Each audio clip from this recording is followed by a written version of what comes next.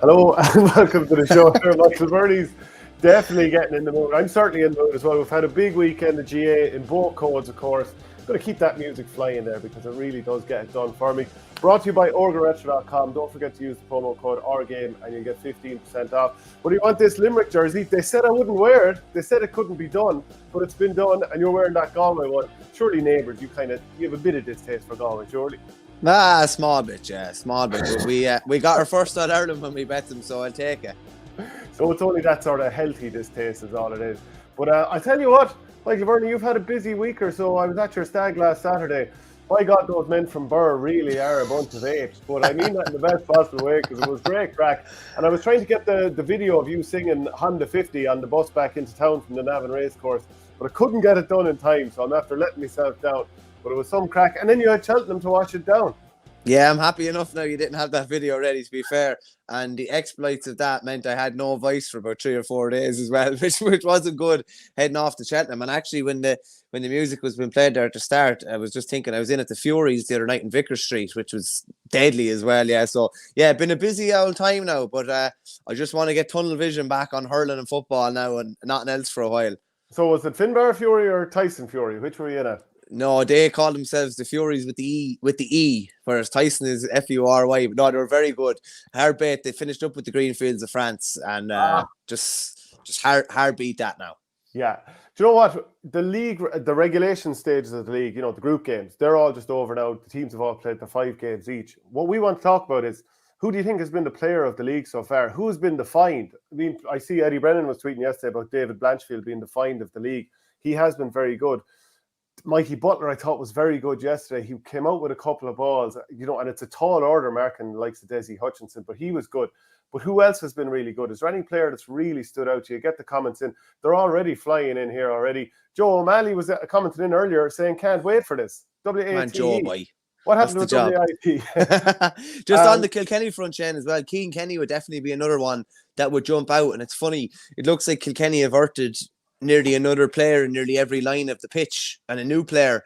Mikey Butler hadn't played at all. David Blanchfield had played, very sparingly the last two or 3 years. Keane Kenny hadn't played at all. There's 3 new players that look like there's a fair chance of them starting championship for Kilkenny this year.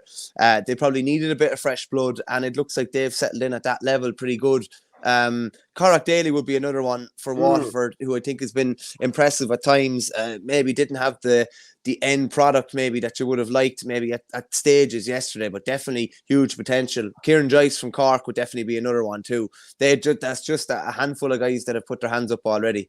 Yeah, Tom Smullen, actually, it's kind of touching on the point that you made about finding someone on every line.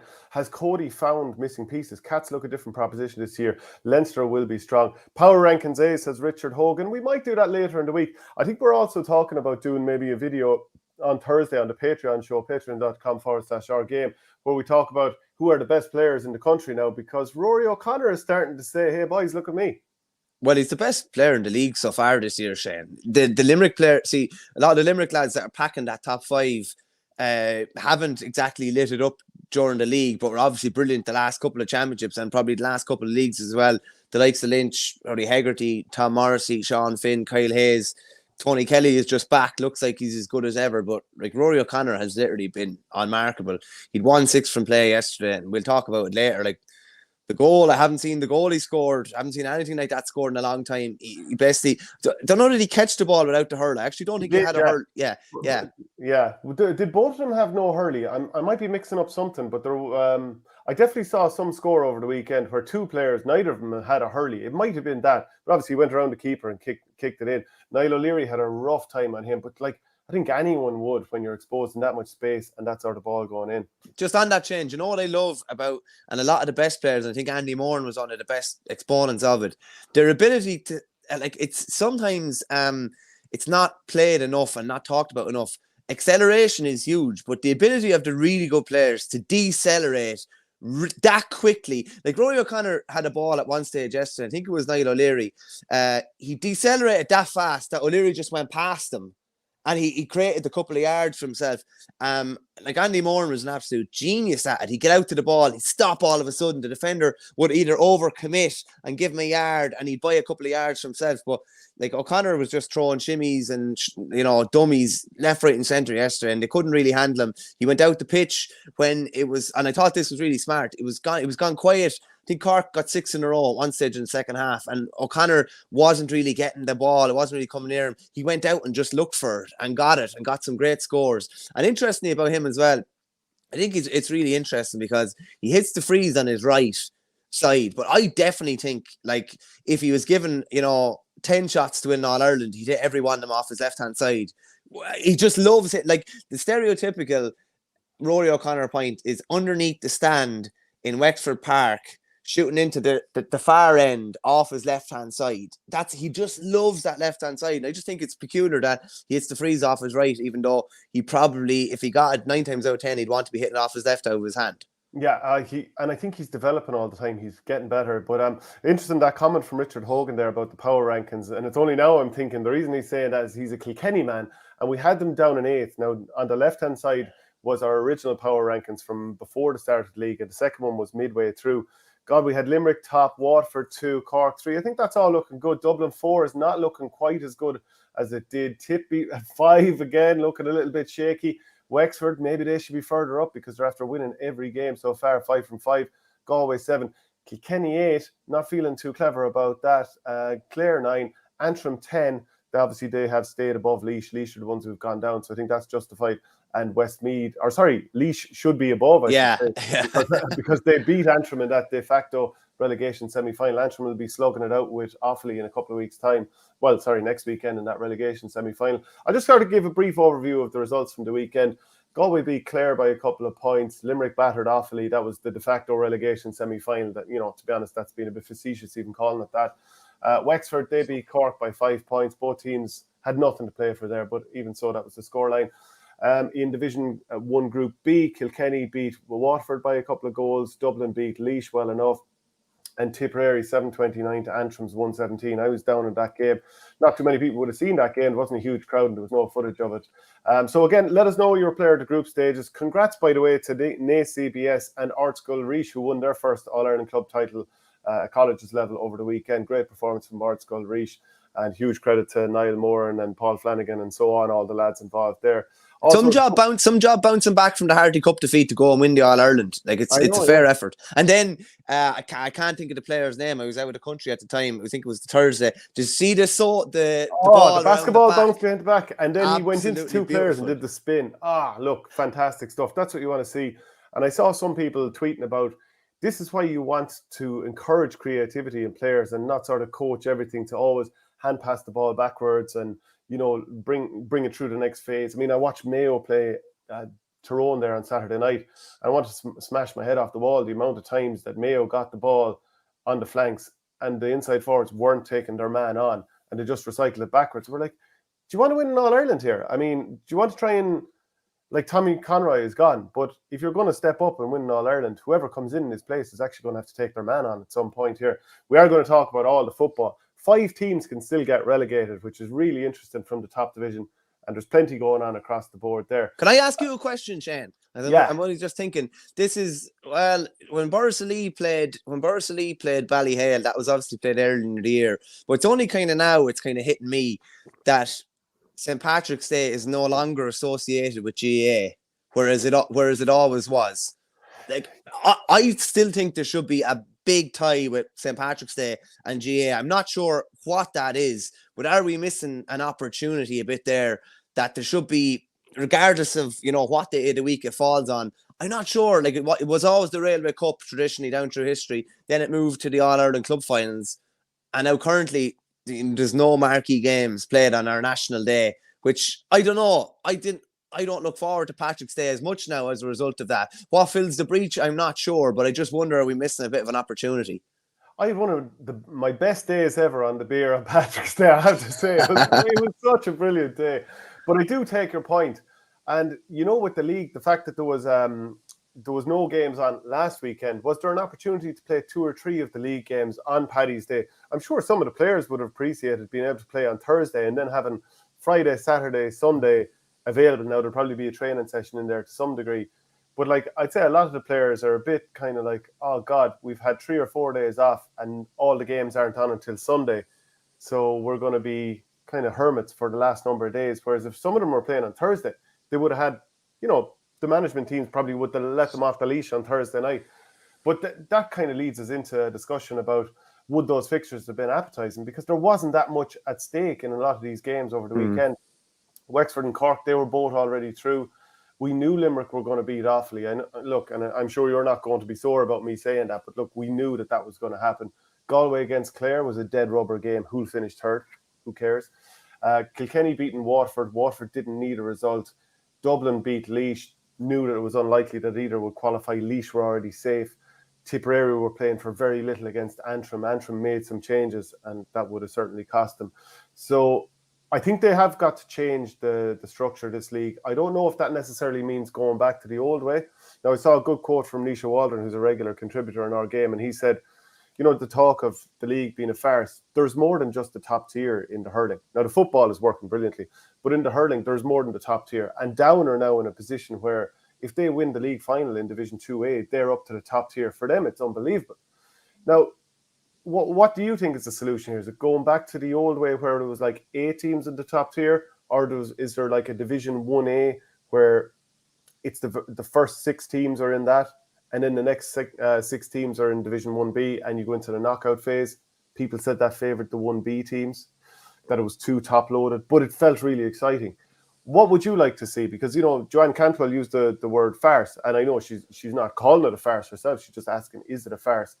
But it really has been disappointing how it's felt like there's very little at stake the last couple of rounds. Yeah, it's kind of a difficult one.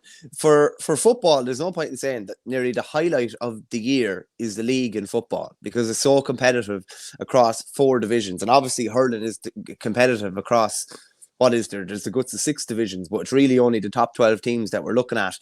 When the hurling championship structures changed to the round robin in the provincials, where you're going to have 4 to 5 really competitive games in pretty close proximity, kind of made it difficult. Like, we've a really good championship structure. It's always going to be difficult to have a really good championship structure and a really good league structure where like at the end of the day, a lot of the teams during the league, they're trying to make sure that they get as much depth to their squad as possible, because they're going to need it for championship, because you won't get through without 17 or 18 players. So they're all trying to get 24 or 25. They're running out different players. Kilkenny, for example, have unearthed 3 or 4. Waterford have put in like Cormac Daly, Cian Wadding. Mikey Kiley has started a load of games that he didn't start last year, even though he's only a young fella. So like you can't have your cake and eat it too. You can't have this. Not to say that it's not competitive league. Of course it is competitive, but it really is all really, really heavily favoured towards championship, because they're playing 4 games in 6 weeks, I think, nearly everybody, and it's bang, bang, bang, bang, bang. So it is a learning mission, which the league always was in hurling, to be fair. Even when it was played in the autumn, it was always a learning mission. What players can we unearth for championship next year? So it is a bit of a tricky one. I still don't think Offaly being in Division 1 Group A is like ridiculous. I don't think that's of any benefit for us to be there. The old 1A and 1B worked to an extent, but there was no way the top 4 in Division 1B should be going through to a quarterfinals, which means theoretically that's the 7th, 8th, 9th and 10th best teams are getting into a quarterfinal, and the 5th and 6th teams in Division 1 are playing a relegation final. So that doesn't really make sense. But I don't know. But it was still better. It was still a little bit better than this is. Can I throw another suggestion away? Or do you want to finish a point there? No. I would agree with you. 1A and 1B was better. Probably the way of going around that would be that just 2 teams come out of Group 1B. That the top 2 teams go into quarterfinals. The top 2 from Group Division 1A go through to semi-finals. 3 and 4 plays 1 and 2 in Division 1B, and there you go. It's might necessarily be the top 6 teams that are getting through to the quarterfinals, but at least you're not rewarding the team that finishes 3rd and 4th in Division 1B. Yeah, one thing is, I suppose, it feels like if you're in the league semi-final and final, are you too close to the championship? Do you want to risk getting injuries? Would you be feeling within your own camp, geez, we could do without this game? So you don't want that situation. So what I was thinking last night is, is it possible to stagger things a little bit more? So let's say, for example, and you can do this either way, I don't really mind, but it's just the general principle.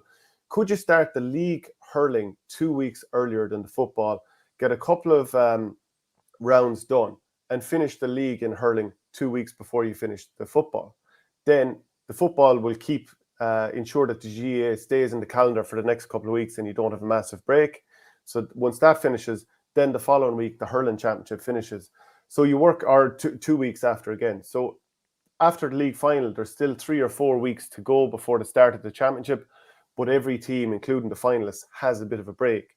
Now, teams who get knocked out after the group stages, maybe they'll feel, well, we don't have games here, there's too much of a break. Well, there's the incentive to get to the knockout stages for you a little bit more, so that you're not just playing challenge matches or in-house games. So it should mean, therefore, that teams will be more interested in that league, but they'll get the break they also need. And the football championship starts later, finishes later, but then also the championship season for football starts a couple of weeks later, and then obviously finishes a couple of weeks after the hurling. What do you think? Well, it's kind of funny. Different teams want different things. Do Kilkenny want to go the whole way to the league final?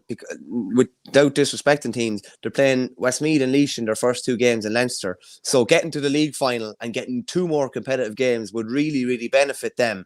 Whereas Waterford getting 2 games and then having Tipp coming down the tracks in 2 weeks' time, I don't know. You're kind of thinking maybe the getting to a league semi-final is the perfect kind of round for people to get to. You're still getting, what is it, 3 weeks after a league semi-final, whereas a league final could be a bit close. But I think the 4 teams that are left in the league will all be mad to win it. I do genuinely think that. And I think the team that Waterford put out against Kilkenny at the weekend shows that they're still trying to find a few more players for when they really need them in provincial campaigns, when they really have to go deep into their squad. They're going to be mad to win silver. I haven't won a league since 2015. Wexford, everything would suggest that Wexford have gone really, really hard at the league. And if they've gone really, really hard at the league, why wouldn't they stay going and try and win their first league since 73, 74? Cork haven't won a league since 98. 100%, I think they're going to stay going. Kilkenny will always go for any competition that's up for grabs. They were joint winners last year, last won it in 2018, have a load of new players that Cody will learn more about in big games. So I definitely think they'll be going for it. I think the semi-finals have worked out well. The fact that it's not 2 Leinster teams playing each other, and probably if you want a really good final, it would be a Munster team and a Leinster team again, and not Cork playing Waterford or not Kilkenny playing Wexford, to make sure it keeps really competitive. But I think the pairings are after working out pretty well. You look at it this way, Shane. Waterford, Jamie Barron hasn't featured yet this year. Caleb Lyons hasn't featured yet this year. There's an opportunity for maybe Caleb Lyons to come in a league semi-final. If Waterford got to a final, maybe Barron could appear. Yeah, fair enough. You have, more control over their preparation if they're just playing in-house games, but you can't tell me they're as good as playing a competitive game. So I think there's an awful lot to be gained from the 4 counties that are still involved. And I think it's for this year's league, the 4 teams that really wanted to be there are there. And I think they'll all want a good shot at silver at this stage. Yeah, it's a good point. Bazzaroni says 4 out of the top 6 in the league were from Leinster, but I'm still guessing that Munster hurling is far ahead. So like you said, Wexford, Waterford, Kilkenny versus Cork. And you and I, when we did the power rankings at the end of last season, we had all 5 of the Munster teams from 1 to 5 in our power rankings, and it was Leinster teams after. So are we being sold a little bit of a pup with in terms of how well teams are doing here, or how well they might do in the championship? And is it almost like the Leinster teams are going gung-ho to try and, I don't know, get the best foot forward, and it's showing in how the league semi-final lineups are, whereas when it comes to the summertime, Munster is going to be on top yet again? Maybe. You'd still say if you're picking the All-Ireland winner, it's coming out of what we had as our top 3 in the power rankings, if you're picking an All-Ireland winner. But saying that, whoever wins Leinster are going to be 2 games away from winning All-Ireland. So they are in a really, really favourable position from that respect. And maybe the Munster teams will all have, battered all types of, material out of each other by that stage, and they won't be in great shape when it gets to a semi-final. But it's kind of difficult to say, really. If you're basing it on, Cork beat Kilkenny last year after extra time, albeit in an All-Ireland semi-final. The other Leinster team were beaten in an All-Ireland quarter-final by Cork, who were subsequently hammered by Limerick, who the only team that put it up to them all summer were Tipperary, who were beaten by 5. and Waterford beat a load of really good teams along the way. So I think it was very easy to say that Munster was on top. There's probably signs for optimism from a Leinster point of view. Like, Wexford have been unreal this league. You really have to say it. Like, with the best will in the world. Been terrible in the Welsh Cup, by the way. Yeah, exactly. Yeah, with the best will in the world, there's no way you would have predicted that they'd win all 4 games. Even at the weekend, I was kind of thinking, oh, maybe the form will start tapering off and Cork will come down there and get a result. But no, they've kept the foot on the throttle, and it looks like they really want to win a league, and that's great. And like, if you'd said that they would be as competitive as they are without Lee Chin, I don't think it would have been believable at all, to be honest with you. Yeah, and we'll talk about maybe how he'll fit in later in the show. River Power says the league will never matter until it matters to the seeding in the championship. Well, there you go. You could do, and this would just be for hurling only, that if you finish, it determines the amount of home games maybe that you get in the championship. Maybe there could be something like that. Or we've talked previously about how if you finish top of your group, that should mean you get a home provincial final. Or, in the case of Leinster, you can decide if you want to play it at home. It's not that often that Leinster finally gets 60,000. It does happen now and again, and there was a great one in 2019. I think there was about 60,000 added. But in the Munster Championship anyway, certainly that if you finish top of the group, that you should be able to decide home venue. But anyway, look, that's just one idea. Maybe they could find a way to work it into the championship, that you get an extra home game or something like that. Because can you imagine, like, if you're playing in the league and you go into the last game knowing we're going to have an extra home game here going into the summer, we really need to win this fixture against, like, let's say Galway and Clare were playing that match over the weekend. They knew there was an extra home fixture. And when Munster is going to be looking like it's going to be so tight, that could be crucial. Yeah, something like that, or even to a lesser extent, if it comes down to head or something in the league, that the league champions almost get this benefit like that. It's like that kind of mad structure that was in Tipperary, where if you win the divisional, you get back into the county championship. Give the league champions, or teams that get on really well in the league, some sort of plus that might come back to help them at some stage in the championship, or give them some sort of a benefit. I think that's probably one of the only ways at this stage, with the championship being, it's not knockout anymore. It's so condensed. You have to be so on the ball for those 4 games in about your 6 weeks. If you want the league to matter a bit more, you might need to put some sort of, clause or something into it to make it actually matter, to make it tangible, that there's some benefit to you. Yeah, I agree with you there. Okay, there's so much to talk about here. We're going to start off with Limerick against Offaly at the weekend, 429 to 17 points. So look, it was never really in doubt. Limerick had 12 different scorers, put up 14 wides. I suppose it was great to see Mike Casey back, because he's had a couple of years where he's been injured there. He had a good performance. I think he played for the guts of an hour and came off to a rousing applause. Oisin O'Reilly, he had his first league start, fired one into the net, beautiful finish. Graham Mulcahy got his first start of the year.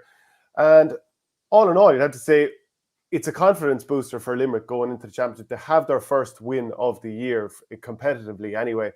But do they take much more out of it? It's a game that they couldn't really lose, in the sense that they're going to win it, but they can't win really, because when you're expected to win it, you don't get any credit for it. Yeah, it's funny because in last year's league, they obviously would have been expected to beat Westmeath, and they did, and bet them handsomely enough. But when you put it up against the other teams, they didn't put up nearly half as big a score as some of the other teams did against Westmeath, and similar maybe against Offaly. They just kind of did what they had to do. They don't tend to absolutely obliterate those weaker teams maybe when they play them in the league. But there's still the element of doubt. What are we, about a month away from championship now? I think they were in Kerry on a training camp last weekend. I believe they're in Portugal in a couple of weeks as well. They've lots of time, I suppose, to get things right. It will all be done in-house. Maybe some problems or things that they need to hone in on have been identified throughout the league games. But you can't tell me that there isn't still that element of doubt, that you're taking Limerick on what they did in last year's championship, what they did in the championship before that, I suppose, as well. But you can't, I've said it before, I don't think you can flick a switch. So they're going to have to turn around. Like, it's not like last year's league where, they battered Cork. I forget, they played Westmeath and they played somebody else as well, but they finished the league on a real high. You wouldn't say, like, this is what was expected, really. They drew with Clare. You would have been expecting them to win that game. So I definitely think there's more doubts going into the championship maybe for Limerick than there has been in other years. And again, I'd say they go down to Cork that opening weekend. Is it Easter Sunday? And, I'm not saying it will happen, but, if they don't get a result down in Páirc Uí Chaoimh, they're under a bit of pressure. So I think we're kind of taking it as a given that they're going to turn it around, but that's far from a guarantee. You expect them to, but it's not a guarantee either. Like, I'm smirking here at the thought of Limerick against Cork because there's going to be blood in the water that day. Yeah. Like, I don't care who wins that game. I want them to both lose because, I'd like to see Tipperary getting through. But I just think that's going to be an unbelievable game. Same as I also think that Waterford against Tipperary. If Tipp, look, we'll talk a bit more about Tipp, but if Tipp can actually put it up to Waterford in that game. The Shelminator says, can Darragh Conan become a regular? He was calling a spade there on the Thursday show, and no mistake. A Patreon special, perhaps. Yeah, he was absolutely brilliant on the show the other day, and there's still time to catch up on it if you want to. Now, interestingly enough, he had plenty to say about Tipperary and, the fact, the Tipperary are a bit away from the mark. I had to take my medicine there. But he was talking about Limerick and the fact that, they've gotten some of these red cards. Now, I put up the clips. What I generally do with the Patreon shows, I put out a few clips, and then if you want to see the full show, go ahead and subscribe. So you don't get the broader conversation. But I pulled out one little clip where he was talking about some of the red cards, and a couple of people have gone a little bit kind of crazy about it, giving out stink and putting in plenty of negative comments. Now, put up the comments all you want, but just know that this is part of a wider conversation. And here's what Darragh Conan had to say, also in the company of David Connors of the Tuam Herald. So I'll play this clip and we'll talk on the back of it. Yeah, I mean, there's been a huge shift in how they've been refereed so far this year. And I think fairly, because there was probably 3 or 4 stonewall red cards they got away with last year in last year's championship. That comment from Kylie it's a bit of a crazy comment. Like, it was an obvious red. Hopefully that's the message he's giving them in training, because I'd like to see him get a few more red cards. But maybe that's just for the maybe that's just to put a bit of pressure on the refs to stop giving them red cards, even though they're justified. But that red card certainly was an issue. The other thing then is the throwing of the ball. They've been pulled on that for a few times. Will it become more difficult for refs to pull them on that in the championship? It probably will. But it's definitely an issue, not just for Limerick, but the throwing of the ball is commonplace now, and Limerick, I suppose, worked that possession game coming out of defence really well, and they rely on the hand pass, but oftentimes they're throwing it. So those decisions are definitely coming against them, and that's kind of brought them back into the pack a small bit. And then in terms of the form has dropped off a bit. I think Kylie was probably hoping that a few lads that he's introduced into the team would establish themselves and make the jersey their own, but I think you'll probably find when it comes to championship they'll have very similar 15 to last year's championship. Now that's probably because they're so good as well, but I think Kylie was hoping that there would be an injection of a few new players into the team, but I don't think he's got it. Yeah, I'm not quite sure what was said that was so wrong there, but certain people have reacted very, very negatively. Like, if we didn't call it as we saw it, people would be saying, oh, geez, you don't even give your opinion. So, I mean, what is it? Do you want us to say that Limerick have been brilliant in every game? They only won their first game there at the weekend. It hasn't been going their way. You have to call it. Like I said about my own county, I don't hate Limerick or anything like that. There I am wearing the OurGame jersey. Like, what do people want? Can we not call it? Yeah, I'd say we've waxed lyrical about Limerick more than anyone, to be honest with you. And particularly like after last year's All-Ireland, after the 2020 All-Ireland, after some unbelievable displays in recent years. But like, their league has been poor. There's no point in saying any different. They, three losses. They scored 11 points in one game. A draw with Clare, and obviously an expected win over Offaly. There are some question marks there, and it's going to be fascinating, I think, over the next while to see how they answer them. They've never really had many people doubting them, shall we say. I'm not saying we're doubting them or anything like that, but there are some question marks for them to answer. There's some question marks for the starting team to answer. There's some question marks for some of the extended panel to answer as well, because their contributions have probably been put into question too. Limerick's discipline has probably been put into question, but rightfully so.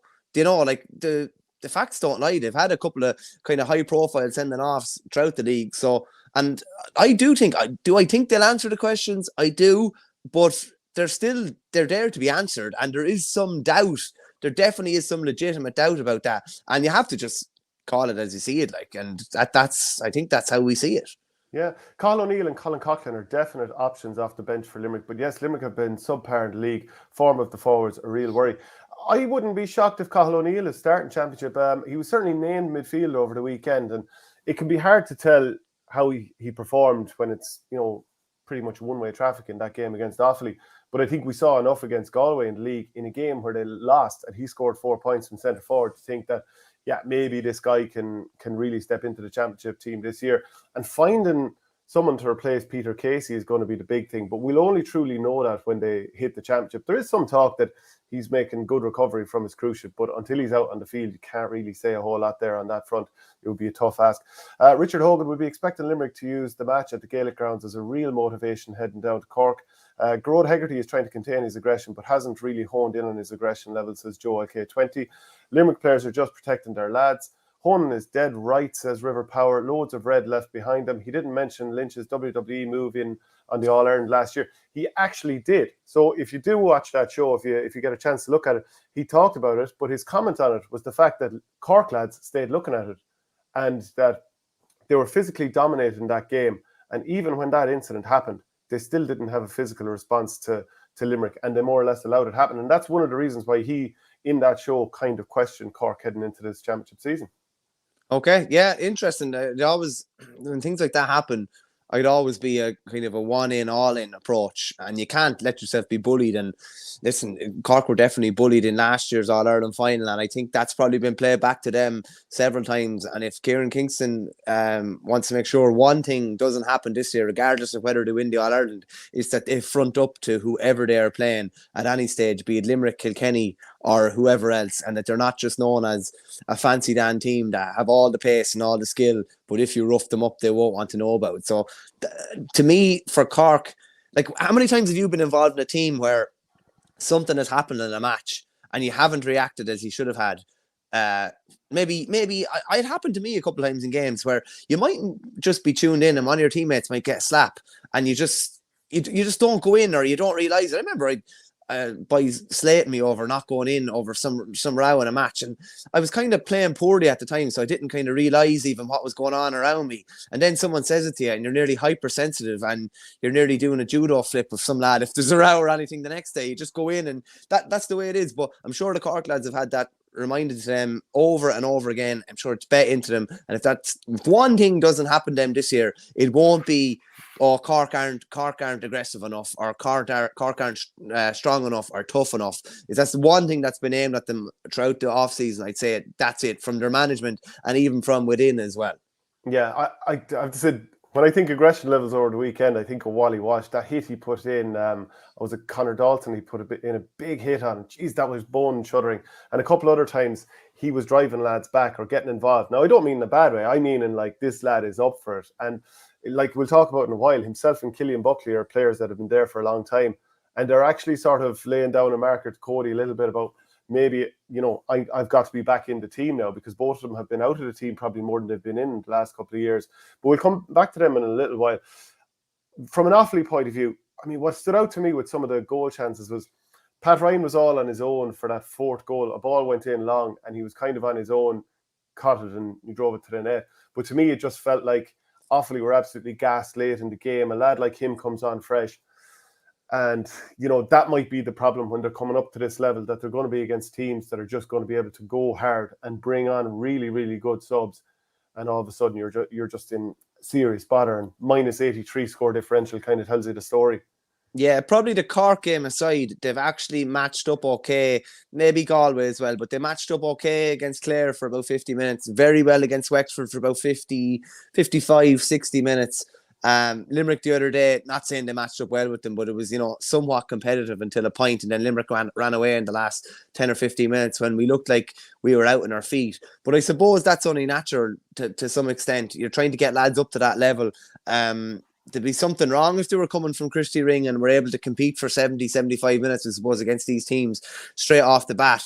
But it definitely looks like there's, serious, not question marks, but there's another couple of levels to go, strength and conditioning wise, to get to that Division 1 level where you're consistently able to go at a team. You're able to go at them as hard for the last ball as you did for the first ball. And we're definitely a bit off in that respect. But we're a championship division behind all these teams. So that is to be expected as well. But listen, it all comes down to the Antrim game at the weekend for Offaly, really. you'll go into it in a minute. Antrim obviously had, changed personnel maybe against Tipp at the weekend, but they still took an absolute battering of a defeat. Whereas Offaly have been, up until the Limerick game, had been competitive in their, the 2 games before that against Wexford and against Clare. So while you have Antrim going in as favourites in that game, there would still be a bit of optimism there from an Offaly point of view, even though you probably still would be expecting Antrim to get through. Yeah, probably didn't put up a great scoreline from play even. I'm just looking at Luke O'Connor scored 7, 6 of those were frees. Stephen Corcoran scored 3 frees. So not putting up a massive scoreline from play. Just to touch on what the Limerick players scored, Aaron Gallant scored 12 points, 5 of those were frees. Pat Ryan won 2, Graham Mulcahy in his first start, 4 points. Dermot Burns and Grode Hegarty got 3 each. 2 of those Burns ones were frees. Barry Nash with a brilliant goal. He was nailed at number 4. What a finish. And actually one of the comments that we had from one of the people here in terms of who could be player of the year or who has been absolutely flying, Flash says, put your money on Barry Nash for hurler of the year. So do you agree? Who else do you think is in line for that? Just on that, Shane, sometimes it doesn't matter where a lad is playing if he's playing that well. He's literally, his defensive duties are always really, really solid, no matter who he's marking or even if he's not marking. And then he just looks like at the moment that he has the confidence to kind of do anything and get into any position on the field. His remit nearly, sometimes when you're playing, I've never been in that position, but when a player is playing that well, that you feel like anything is possible from them. Well, what about the time you cleaned off Paddy Maher? I got 3 off him. Of course, he got 4 off me. But sometimes I'd say Barry Nash is in that frame of mind. And funnily enough, he's one of the few Limerick lads at the moment where he probably thinks he can do anything at the moment. And based on some of his performance throughout the league, he was outstanding against Wexford that day. They were beaten. They only scored 11 points, but he was brilliant. And again, at the weekend, he's getting forward to get an absolute brilliant goal. And if another good handful of Limerick lads are able to get up to his level, they'll be back to where they want to be. But I wouldn't rule that out. I wouldn't rule that out as probably a big price given that he's a cornerback. Yeah, Declan O'Keefe, Limerick will probably have to win an All-Ireland with 14 men to satisfy some of the moaners on here. So keep those comments coming in. We love to see it. By the way, Aaron Gallant said 12 points, 5 of those were frees. He did that thing that we've kind of said before in terms of finishing high, and he blasted the ball over from, he must have been 6 yards out, just himself and the goalkeeper, and blasted it over the bar looking to go high in the net. Now, I think Aaron Gallant can become the best forward in the country. There are other lads out there. I mean, Rory O'Connor is somebody we're definitely going to talk about. He's hitting 26 at some stage this year. I'm not sure if he's gone 26 yet or he will be. But I think he's going to have to start finishing low because he does have goals in him. He has lots of scores in him. And once he starts banging in the goals, I think then people talk about him as maybe the best forward in the country. But he probably just hasn't delivered enough goals yet. He's been playing for Limerick since 2017 and he's got 8 championship goals. And I wonder, will it be one of these things like Seamus Callanan, where he hit around 25 or so, and he'd been on the go since 2008. But in 2014, he was named at number 14. The confidence was put in him by the manager, and all of a sudden, he just went goal crazy over the next couple of years around a similar age. And I think one of the big things for Callanan is he started finishing balls low. He started taking an extra shimmy to one side or the other and making sure to finish. And I think Gallant could do that very soon, but he just has to start finishing low. Yeah, he doesn't play. He's not playing the percentages anyway for goals. You look at what was it, the Kilkenny second goal, Billy Ryan yesterday into the ground, that just won't be stopped. 9 times out of 10, it's impossible for a keeper to stop it. Whereas Gallant is kind of giving the keepers a chance. Maybe you go back to the 2018 All-Ireland quarter final where Owen Murphy had probably the greatest goalkeeping performance of all time. But Gallant probably played into that a bit with where he was putting the ball from him. If he starts going low, I do agree with you. It's a case where he could be hitting a goal every game or every other game. Yeah, I agree with you there. So let's talk a little bit about Kilkenny and their victory over Waterford, 221 to 21 points. And I suppose Waterford started off the game very, very well and could have very much taken this by the scruff of the neck. But Kilkenny got back into it. I suppose Martin Keown coming from the 2-man inside line, pardon me, both himself and Billy Ryan were playing inside and Adrian Mullen seemed to be drifting. You had Alan Murphy wearing number 15 but operating out around midfield. And you had Killian Buckley wearing number 9 but kind of playing a half forward who very much goes into midfield and goes roaming, looking for ball and looking for work.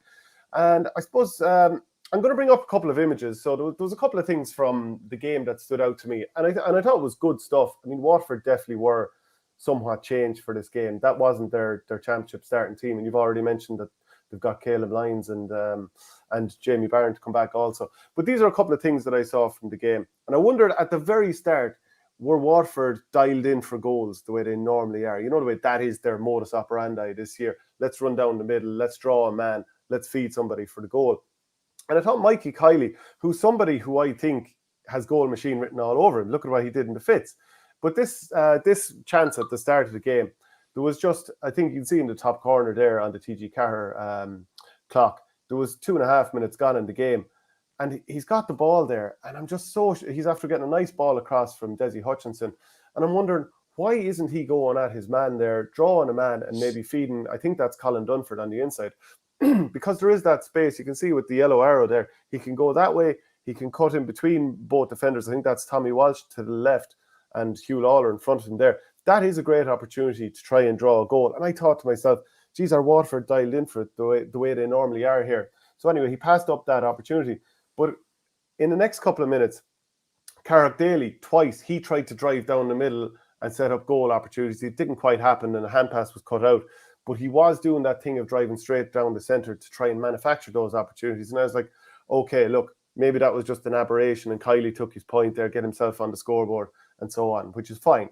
But then a few minutes later, Pádraig Mahoney, he had his moment. And I did kind of wonder, where does Pádraig Mahoney fit into this all singing, all dancing, 100-mile-an-hour run up the centre sort of team?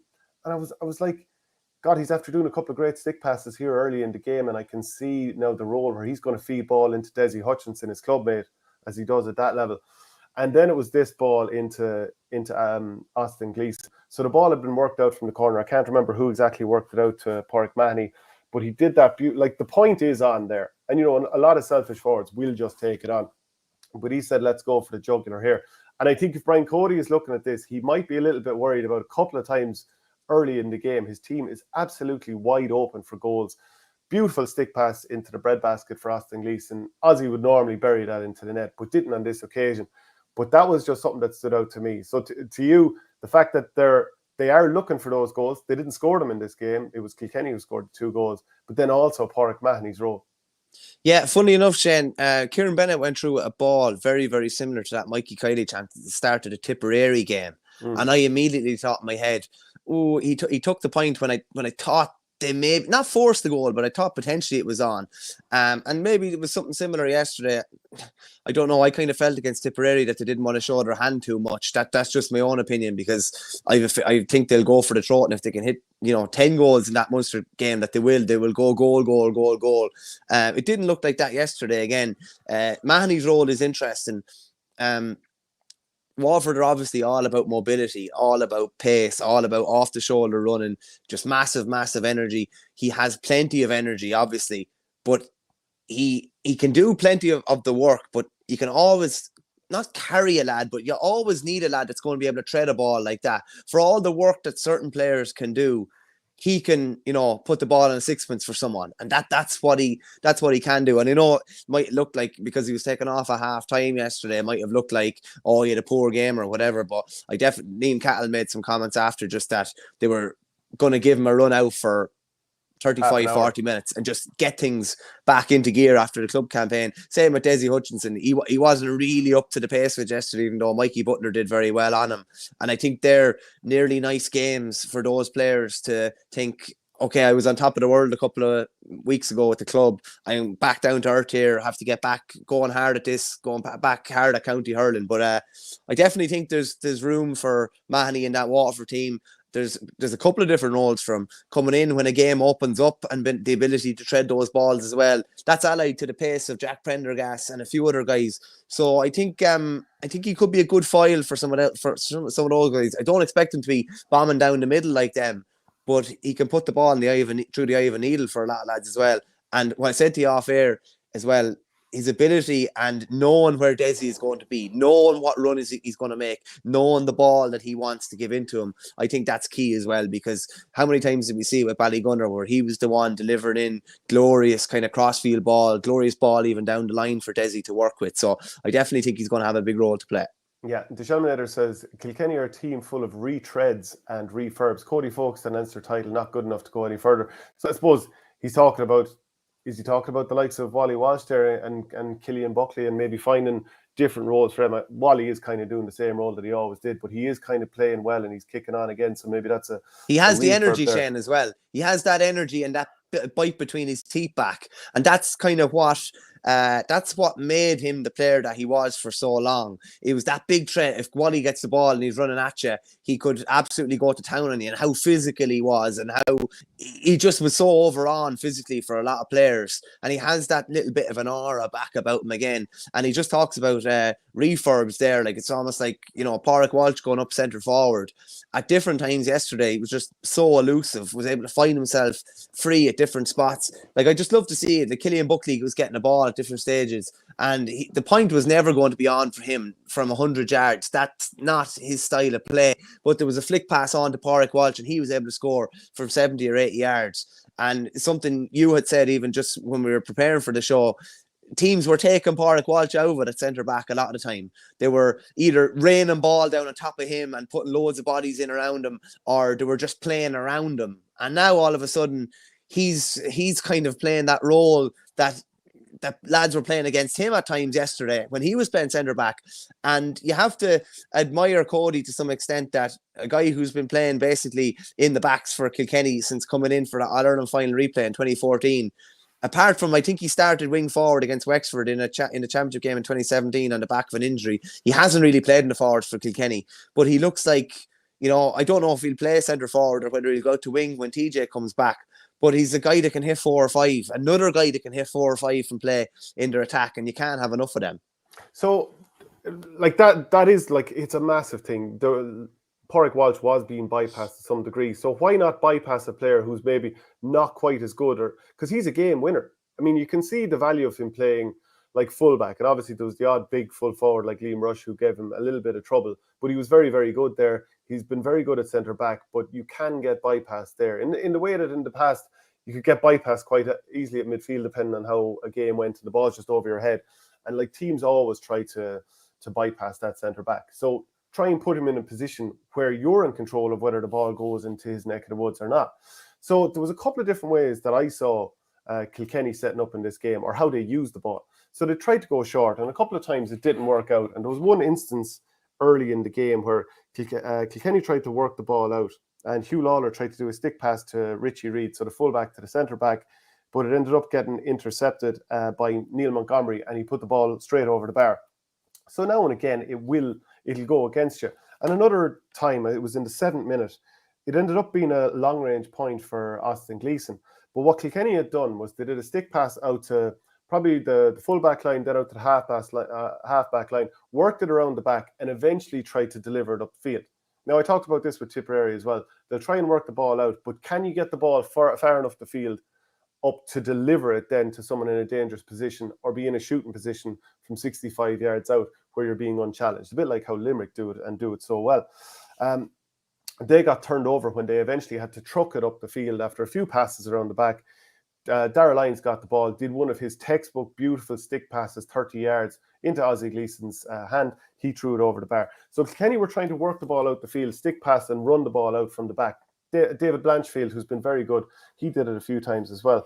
But too often it kind of broke down for them when they tried to deliver it long. Then Ty DeBurka was able to mop it up. But the other way they tried to work it out, and this seemed to be time and time again, I'm not sure if you would agree with this, but I'll bring it up on the screen here. And viewers, please get your comments in. Let us know how you think these teams were preparing. But there was an awful adherence to going to the right wing for Kilkenny when they did go long from the puckouts. So Owen Murphy would go long here, and I've marked out the 3 Kilkenny defenders who in this situation went for the ball. This ended up being a goal for Killian Buckley. So it was a long one, you can see. I'm pretty sure that's Martin Keown who came out and won the ball. Killian Buckley is the left of the 3. And I think it might be Pádraig Walsh there as well. So you have 3 lads who were all able to compete. And a lot of the time it was Wally Walsh who was out in this wing. So you can see how they try and put lads who can compete for a high ball, also win a ruck ball, but not just hit it straight to a sweeper, because somebody is going to have to hold the centre for Waterford. So you're pretty much going to be able to go mano a mano. Now, they end up winning this ball. It's fed across, and Cillian Buckley finishes it. So I thought that whole adherence to hitting the right-hand side is a very clear tactic for Kilkenny, and something we're going to see more and more as the year goes on. Yeah, it looks like it, Shane, and they put themselves in an advantageous position there. That would, to me, it looked like a 3-on-2 anyway, because they obviously knew where the ball was going, so Buckley knew what side he was to get to. Yeah, that fairly sure that's a 3-on-2, and you also have, you know, 2 Kilkenny men in front of the ball attacking, one lad going up in front and potentially the other lad holding off the Waterford defender to make a clean catch, and then you have Keown coming in from the back, I think.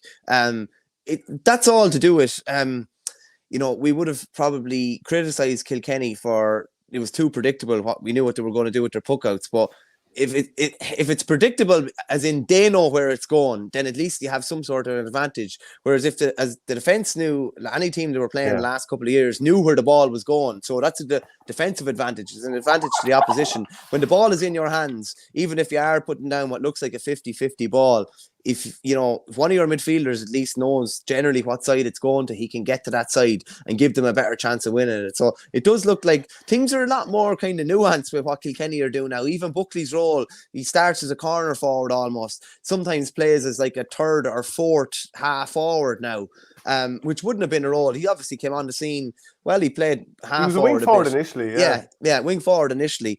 Then he moved to midfield, centre back, wing back. Now he's gone back up again. Now I do think his goal shot should have been stopped, but it definitely looks like they've developed a bit more tactically than they were anyway. Yeah, so that ball was worked across by, I think, Martin Keown won the initial ball.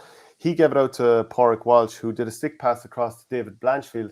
Now, Blanchfield, rather than tapping it over the bar, which he could have done easily, he instead decided to feed the ball to Buckley, and Buckley knocked it into the back of the net.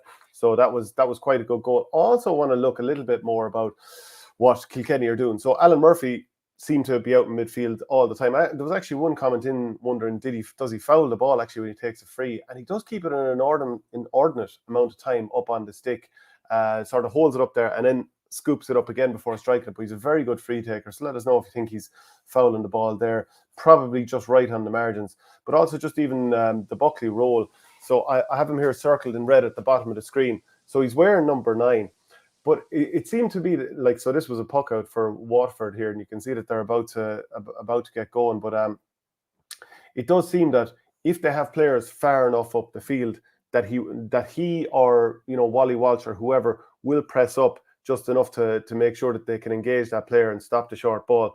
But and it was Murphy Buckley on this occasion who did do that. So it does seem that when they can, they'll push up and engage the full back line to make sure the short one doesn't work. And the reason that they do that is because Waterford are so good at working the ball out from the back. They have so many lads that are comfortable with the stick pass into, semi-traffic or just running at a man, popping the ball over his head and going again. So I suppose that's a bit of an insight into what Kilkenny were doing. Just on that, Shane, there are certain teams that they will do that against, i.e. Waterford, probably Cork. There are certain teams that they won't do it. Maybe might do it against Wexford potentially in the Leinster Championship as well, to be honest with you, to deny Wexford the ball because they're such good runners as well. Probably don't see them doing it against Limerick, given the trend of teams allowing Limerick have the puck out now. But it does show that they're really willing to adapt depending on who they're playing against, which I think is like Cody has been slagged off maybe at different times for having somewhat archaic techniques and how should we say, styles of play, and it's been lorrying the ball up. But it definitely looks like even more so now than ever. I never bought into that, but it does look like more so now than ever that they're willing to adapt and play what's in front of them on a given day. Yeah, I thought it was interesting that the way the game turned around after Ozzie Gleeson's missed goal chance, the one that we displayed on screen there. If that had to go in, it would have been 1-7 to 3 points after something like 15 minutes of the game, give or take. But instead, Kilkenny ended up scoring 4 of the next 5. And Waterford's kind of steadied the ship a little bit with 2 It was a role reversal, Shane, of the Tipp Waterford game 2 weeks ago. Was it Jason Ford? Jake Morris missed a goal chance when they were 9-3, 9-4 up. And all of a sudden, Waterford went down within 5 or 6 minutes. They were a point up. And it's the opposite way around this time. Waterford were the ones that should have been 7 up. And then all of a sudden, they were a couple down. Do you see Paddy Deegan being the centre back for Kilkenny when the championship comes? Richie Reid played there the other day, and like he's obviously a very good hurler and a very good stick man. But I just wonder the physicality of Deegan. I mean, he's a tank, and if you see him at club level, that's where it really stands out. You see him with O'Loughlin Gales. He togs out in the field, and he's a monster. Now at intercounty level, that doesn't stand out quite as much, but he's a very abrasive player. He's a bit more. He's pretty dominant in the air, so I think he could end up being the 6. It's funny.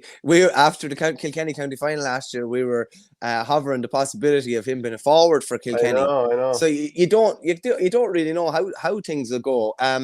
If they're looking at that point of, you said about Pádraig Walsh, teams almost bypass them, and a lot of games do tend to potentially bypass centre back at the moment with them playing around him more than putting the ball down on top of him. Maybe they think they can not get away with someone, but loosen Pádraig Walsh up to play a role up the pitch, and Paddy Deegan, who, if there's 50-50 or 60-40 ball in around the area, will kind of lord it up.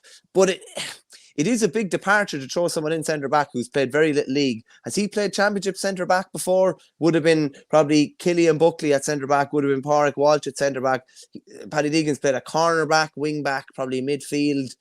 Your positional sense is huge at centre back. That's the only thing that would probably be a bit of a worry there. And also, and as well as he's playing, and he's been probably one of the players of the league, David Blanchfield at wing back is going to be a rookie coming in for championship action.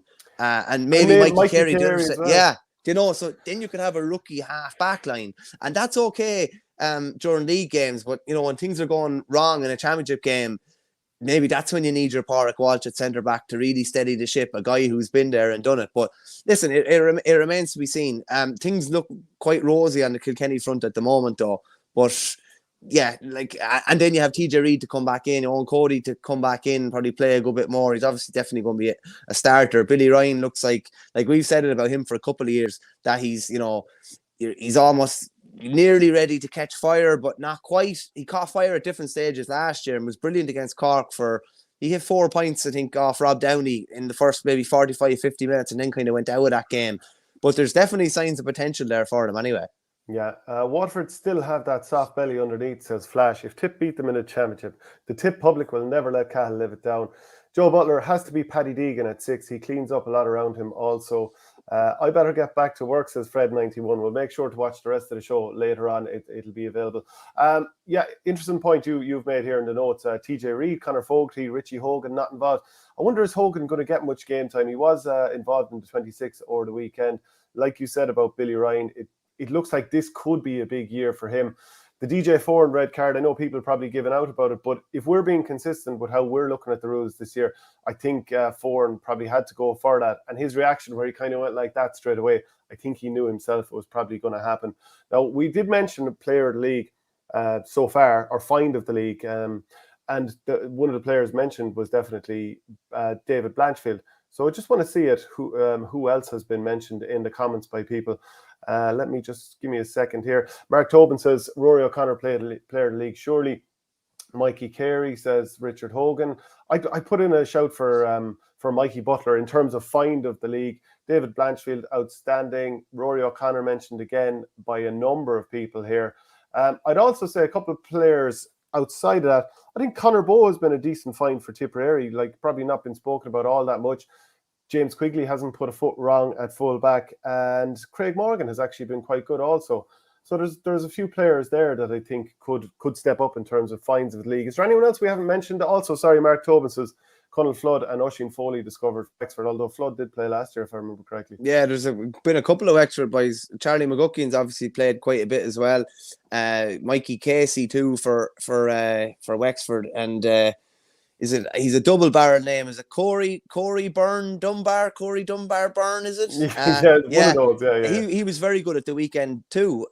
So you'd have to say, I can't remember as many lads kind of springing up maybe from left field in a league as this year before, but that's probably indicative of managers really going after trying to get more players that they can use come championship time. And all these lads that were mentioned mightn't necessarily be starters come championship, but they're options, and that's all managers want is options. Keane Kenny would be the other Kilkenny one as well that I definitely give a good mention to too.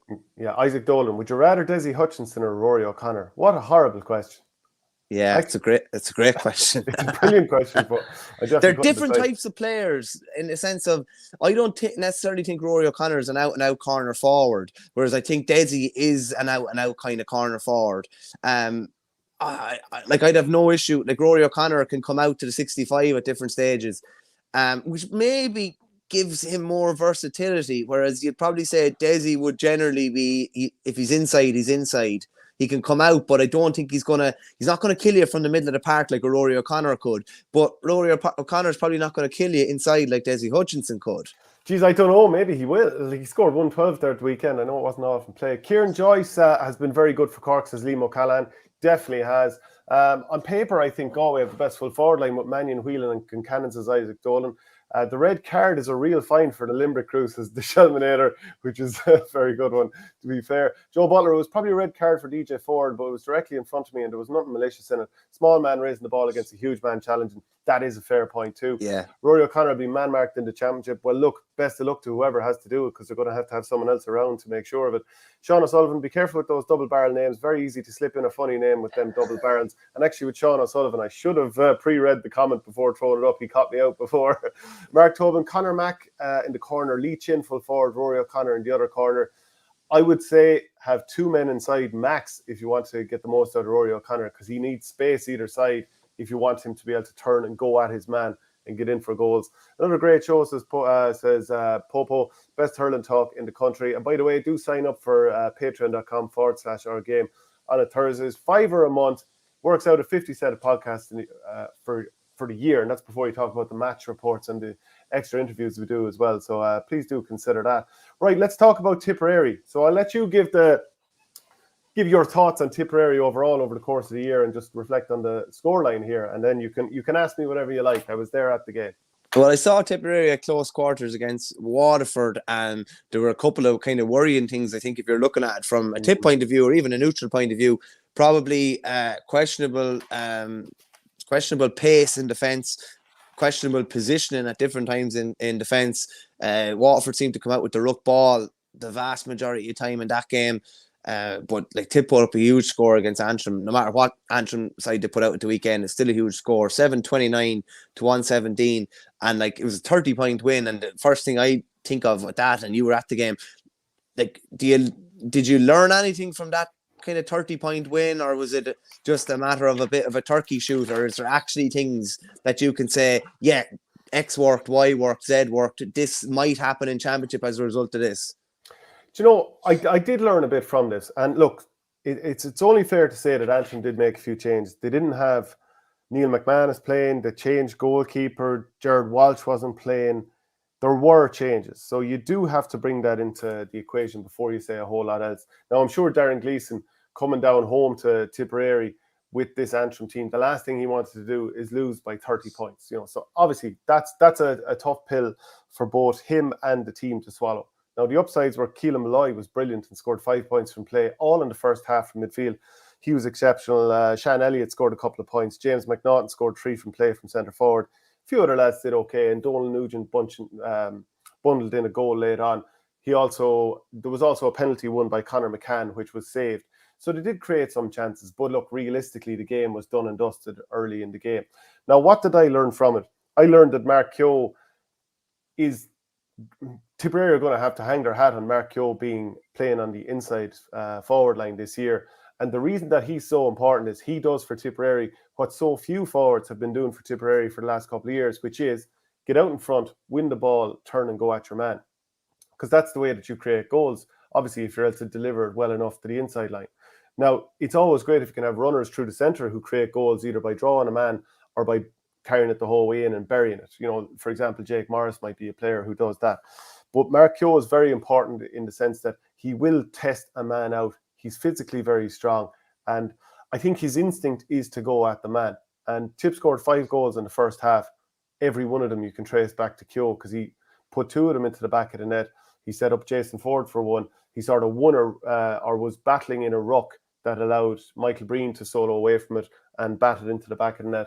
And there was one other goal for Seamus Kennedy. Now, Seamus Kennedy was playing wing back, and I think he's more suited there than he had been playing wing back or centre back earlier in the year.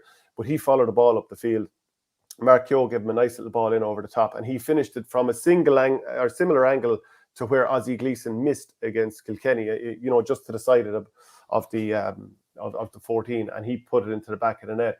So from Tipp, it was positive in the sense that they barely created a goal chance in 4 games. Like, think about it.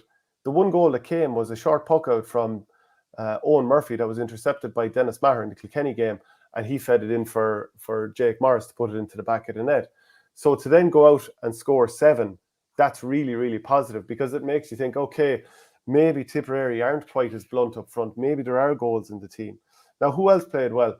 John McGrath ended up with 2-3, the same as Mark Keogh. But I feel like John McGrath is putting huge pressure on himself to deliver, because the last couple of years, take out maybe the All-Ireland final against Kilkenny in 2019, it hasn't fully happened for him.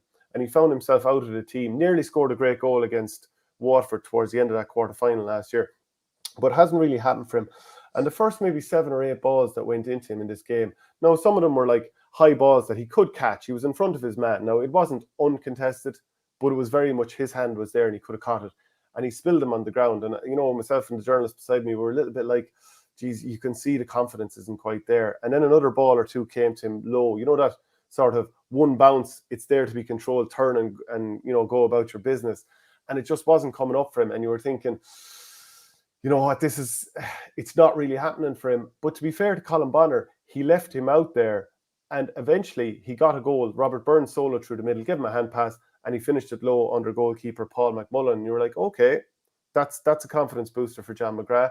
Another ball came in later on. He knocked over a point or two. Then there was a crossfield ball from Paul Flynn, who had come on in the corner. He wasn't in a shooting position, so he hit it over across the 21. McGrath let it beat himself. He was looking to see is there anyone to set up. Instead, he turned inside his man, threw down on the stick, buried it into the back of the net. And you were like, now the confidence is up. He knocked over another point a couple of minutes later. And now I'm wondering, is John McGrath, confidence-wise, going to be back in the next game or two? Is Colin Bonner going to say, right, maybe he does deserve to start here now? Because we've seen that spark, the confidence that he had in the club game, when he won man of the match 7 weeks in a row between both codes there at the end of the year. Is that going to be there? So those are some of the immediate positives. Now, there are other ones. I don't know if any point you want to pick up there, or if I keep going. No, the John McGrath one is interesting. I think sometimes with a fella where he has the class and he's up to the inter-county level, which he obviously is, sometimes you have to just let them play themselves into form. Sometimes they have to play poorly in a couple of games, and you have to just keep going with them, keep persevering, and believe that they're going to catch fire. And it looks like they are going to. It looks like he might potentially catch fire based on the club season. Like, he had a disappointing couple of county seasons. There's no point in saying any different. But the club season was massive for him, and as you said, he just kept this level of form that was outrageous. And he's finding it maybe tricky to replicate that at county level, but he's done it before, so there's no reason to say he can't do it again. And it looks like even when not playing that well and other lads are really, really flying around him, that Bonner is persevering with him. And you have to believe that a lad like that will catch fire.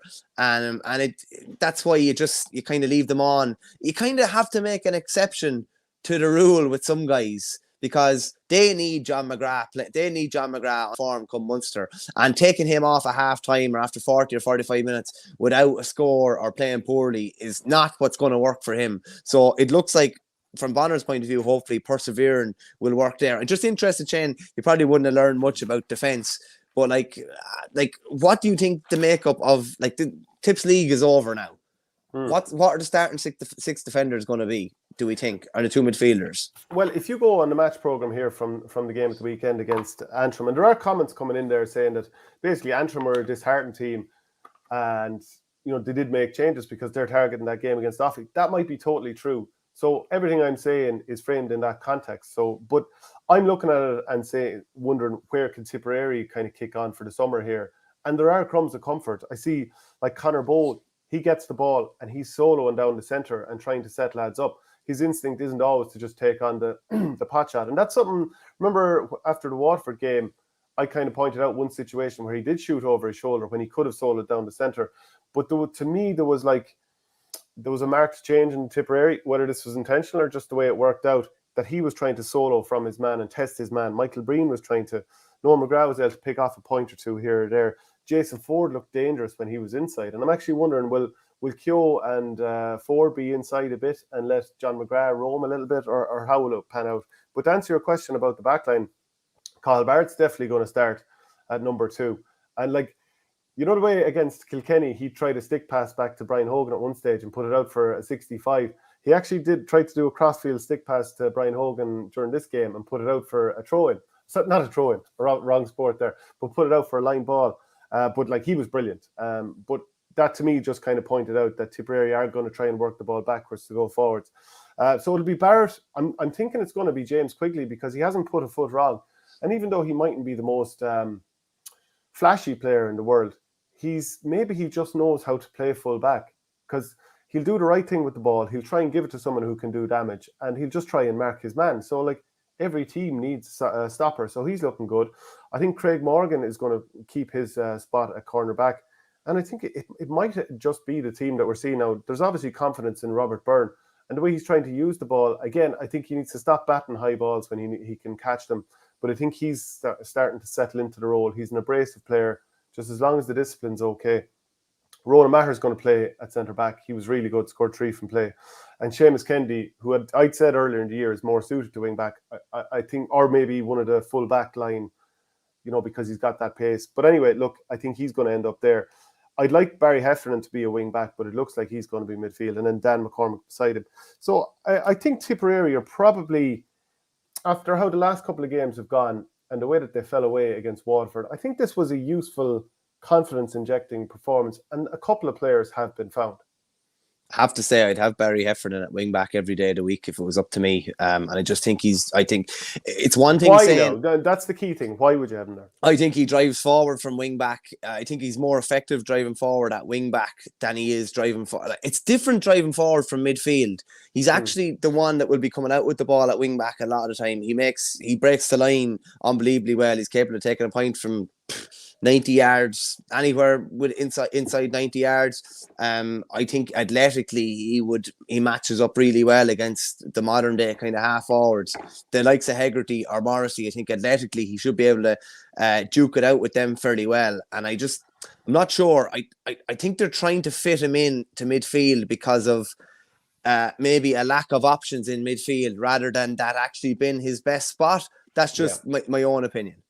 And I'd agree with that too. I think he is naturally a very good wing back, and you're facing the ball at wing back generally far more so than you are at midfield. And like, if you go through Tipp's panel, how many natural midfielders are there? There aren't that many. I mean, Dan McCormick has played wing forward. He's obviously played sweeper a lot for the club and midfield. He's probably a natural midfielder. Was taken off at half time in this game. Not entirely sure why, but I do think I'd rather Heffernan back at wing back. Maybe Ger Brown hasn't played enough just lately, and he was being played wing forward. Anyway, I think he may be more suited to a midfield role. But look, they're obviously going to develop things as it goes along here. But I do think there are one or two lads that I would consider out of position. But I know you can win by arranging lads in different ways. So, you know, we won't get too hung up on that at the moment. But it is definitely something that I would be thinking of. Any final point on that before we move on to the next game? No, it's just going to be fascinating to see whether they can hit the ground running against Waterford, because even if Waterford were beaten in that game, I think they can still get out of Munster. But if Tipperary are beaten in that game, I think they face a massive kind of uphill kind of task. So everything is going to be on not peaking for that game, but trying to get, like, if they were even able to get a draw in that first game, I think they'd be very happy. Yeah, Patrick Bonner-Maher made a comeback. He played the entire second half. I was surprised that Gearóid O'Connor wasn't given game time. He did quite well in the fits. And I think Dylan Quirk, Alan Flynn and Jake Morris, I think they'd all maybe came down with something after being down at Photo Island at a training thing last week, so they weren't available.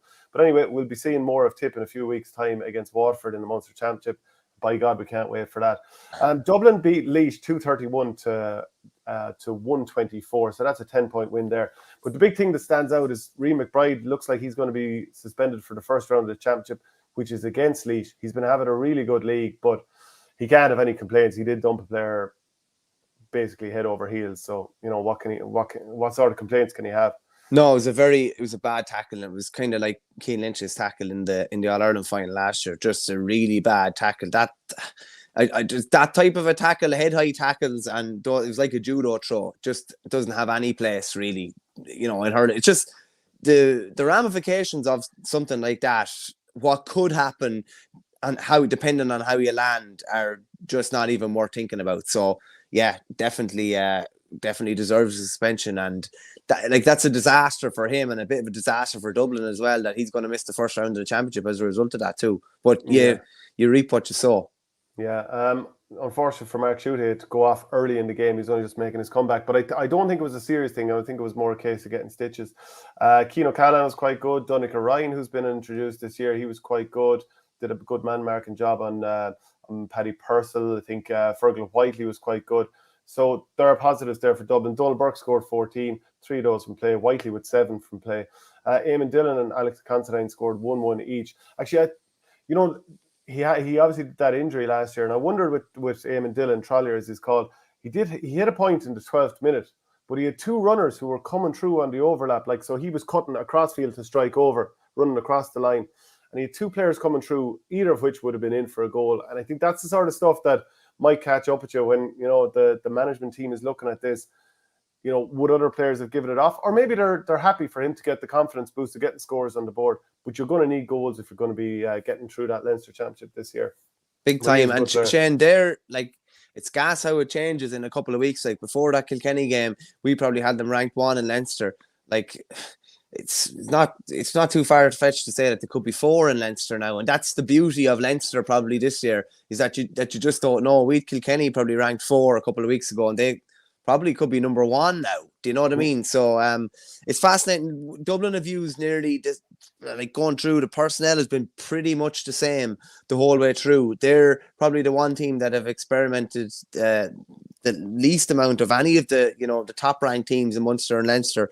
So will that come back to bite them if they pick up a high profile injury or two where they don't have the guy to come in who has actually played 3 or 4 league games? So it's going to be interesting. It's a kind of calculated risk that Matty Kenny seems to have taken. Yeah, really a strange decision for that early goal that Laois had, where the high ball came in and Sean Brennan was sort of knocking it down, but a goal was given. So I didn't really understand that one. But either way, Laois, at least they put up a decent scoreline. They've obviously maintained their Division 1 status for next year, so that's important for them. Galway beat Clare by 25 points to 120. Interesting in Division 1A, Clare, the third highest scorers in there, even though they're not exactly flying in terms of where they are in that table. But Shane O'Donnell, he's back training in a couple of weeks, which is hugely important for them. Diarmuid Ryan apparently isn't too far away. Aidan McCarthy, who had that lintel fall on his leg, and Mark Rogers, apparently they're both rehabbing. They don't have any supports on their legs anymore, or casts or anything like that. David Reedy's injury a bit more up in the air. So important for them to have everybody right come championship. And I suppose they have these few weeks now to build up to it. From a Galway point of view, I saw David Connors of the Tuam Herald tweeting afterwards saying, decent win for Galway and encouraging to see the likes of Dahi Burke and Cathal Mannion finding some form. Darren Morrissey had a really good afternoon as well, and Tony Kelly for the most part, with the Ballyea man only hitting a point from play. That is a fair result for any player. Clare put up 120 and he kept that man to just a point. That's huge. And also, NUIG had kind of tweeted about long-term injuries to Darren Morrissey and Brian Kincannon a few weeks back, but both of them featured in this game. And I thought a lot of my reasons for thinking that Galway weren't going to have a great year is because those lads probably weren't going to be involved, and they'd have to sink even deeper into the panel with Joe Canning no longer involved. But now all of a sudden I'm starting to think maybe Galway won't be so bad. Yeah, no, there's plenty of room for optimism there. This is a real kind of a nothing game, though, wasn't it? There was, as you said, they were playing for third place. I think that one of the things to come out of it would have been a slight little worry from a Galway point of view. Like last year against Waterford, they were totally overran in that middle third. Didn't have the legs in the middle third, you'd have to say. Waterford were running all over them. They couldn't keep up to them at all. And then Did they go 16 points ahead in that game, or maybe 17? Yeah, they went a crazy amount up, and Galway came with a flourish at the end when it was probably too late. But from a Clare point of view, you're looking, a couple of the Clare players that really went to town were the ones with serious pace or serious legs. David Fitzgerald, who we know is probably one of the best runners, you'd nearly say, running with a ball, nearly unstoppable. He ended up with 4 from play. Ryan Taylor had 5 from play, caused an awful lot of damage. So there's still that little bit of worry about pace probably in a couple of places, probably not up front because they have Conor Whelan, Brian Kincannon, and Cathal Mannion, there's no worry about their pace. But probably I'd probably say from midfield back in particular, there'd be some worries about them being exploited for pace a small bit, and that maybe they won't have learned enough from that Waterford game last year. That's just something. It was obviously a win for Galway, but it's just probably something that they need to be really, really aware of. You will not win anything without a lot of pace nowadays.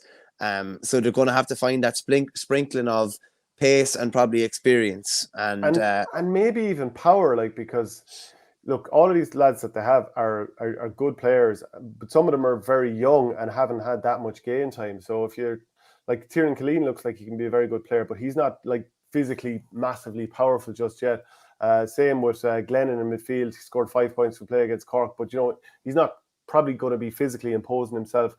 Tom Monaghan scored a couple of points. He's not massively physically imposing. Keenan Fahey, wouldn't be either really.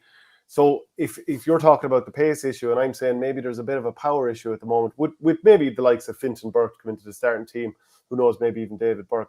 So there's a couple of things there where Galway have a bit of work to do. Yeah, and there's a massive difference between pace and power. The pacey lads, without being smart, if you hit the pacey lads enough times, you knock the pace out of them, if you know what I mean. You'll soften their calf. Yeah, whereas the powerful lads will just stay going and going and going and going to be able to break tackles, be able to take all that kind of physical hardship. Like, just say, for example, like Will O'Donoghue would be a perfect one. He's got pace and power and will keep going and going. He'll hit you as hard in the first minute as he will in the 71st minute.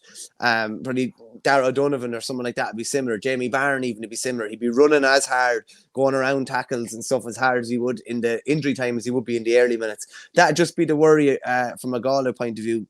In defence a small bit, but particularly out around the middle, have they got those players that are going to be able to get through that massive work rate and are going to be able to get in, I suppose, a lot of big hits around that middle third as well. Yeah, Sharp 2U1 says their lack of goals is concerning too. Adrian McGrath adds, Tom Monaghan was impossible to mark with the positions he took up. 2 or 3 of Cathal Mannion's score came from him taking the ball off Monaghan, who could have scored himself. Very, very interesting to see. We're only relying on what we've heard with this game. We weren't at that. He was brilliant against Cork as well, Shane. Remember that? He went solo down the sideline, passed the ball inside, had no right to stay going again, and then went off the shoulder again. So he probably does have a fair mix of pace and power, to be fair. Yeah, Martin Furlong, Galway have a good team down the line, but this might be a year too soon. There's a bit of a forward issue with Galway too. I mean, in the full forward line, which is going to hurt them. But they did have like a fairly impressive sounding forward line with Cathal Mannion scoring 5, Conor Whelan scored 2, and Brian Kincannon, he didn't actually score in this game. You mentioned Davy Fitzgerald. His form has been really good for Clare. Scored 4 points. Ryan Taylor with 5. Tony Kelly with 1-9, as we mentioned. Peter Duggan got more game time, which is very important for them. Now, Wexford against Cork, 122 to 117. The Rory O'Connor show with 112. No Hurley for that catch and kick goal. Where does he rank right now? We'll do it on Thursday properly, but God, he is right up there. He's been so consistent over the 5 games so far, particularly as you said, without Leach in, he's brought his game to another level. Like, it's amazing to think, like, he's been nominated for an All-Star a couple of years, but he hasn't really been close to winning an All-Star realistically. Is that because the system hasn't suited him? Potentially so. Definitely looks like they're playing a system that gets more out of him now, and that's a lot more. How should we say? It gets him involved in the game an awful lot more. The ball that's going to him is in his favour. He doesn't have 2 lads around him when he's getting the ball. They're moving him into different positions that can help him exploit opposition defences. But like, he's been good. We've seen flashes in the past before, but we've never seen this type of level staying at a really high level the whole way through. So I think that's hugely encouraging. Going, like, they're the best on form. They're the best team in the country at the moment, like on league form, if you know what I mean. They've been especially as I say, go back to that World Cup final against Dublin. There's no way you would have said after that. What odds would you have got on Wexford winning their 5 league games after that? You would have got whatever you liked. And you would have got whatever you liked on them beating Limerick the first day out. So they've been unbelievably impressive with him really, really leading from the front. And the fact that Conor McDonald is inside in the full forward line now, with a man and sometimes 2 men around him, Like, it's just, it is a completely different system that they're playing. That's not to say that they're not dropping the sweeper in at times. They definitely are, particularly when they don't have the ball. But I do think it's a lot more attack focused, and I think they're trying to get the best out of a couple of really dangerous forwards who we've probably seen been out the field too much in recent years. Yeah, Patrick Coleman says Wexford want to keep their winning run going and Cork keeping their powder dry a small bit for the semi-final. John S says, lads, Darragh Egan is looking like a masterstroke from Wexford. He's added a new dimension to their play, and Rory O'Connor never got ball in into him like this. No wonder he's making hay. Very true point. It's hard to remember when he got ball in quite like this. Looking at the scoring for Wexford, as I said, he scored that 112. Conor McDonald, Oisin Foley, and Rec, Jack O'Connor and Liam McGovern all got one apiece. I'm wondering, where does Lee Chin fit into this? He will undoubtedly be in a starter, assuming that he is fit. But I wonder, is there any question about his sharpness? So I'll let you take up that point in a minute, but I'll go over Cork here. Conor Nahan, he scored 6, 3 of those were frees. Alan Connolly got 1-1, that goal kind of in garbage time late on. Garbage time. Yeah. Shane Kingston scored watching too much American sport. Shane Kingston scored 3. One of those was a free. Rob Downey got a couple, so did Kieran Joyce. A comment in here from Catnap. Kingston had a mare versus Wexford, missed a rake of frees in the first half, taken off free duty in second, and subsequently taken off completely. Cork missed Hoggy, Coleman, Fitzgibbon, O'Mahony, and O'Donoghue. And that does give an indication of how much Cork targeted this game. They didn't really. They were just fulfilling the fixture, I suppose. Yeah, but would you really, though, Shane? They're in a league semi-final. Like, do you want to give more game time? To me, this would be a signal that they are really going for the league, and they really want to win the league, and they want to have those key players ready for a league semi-final. I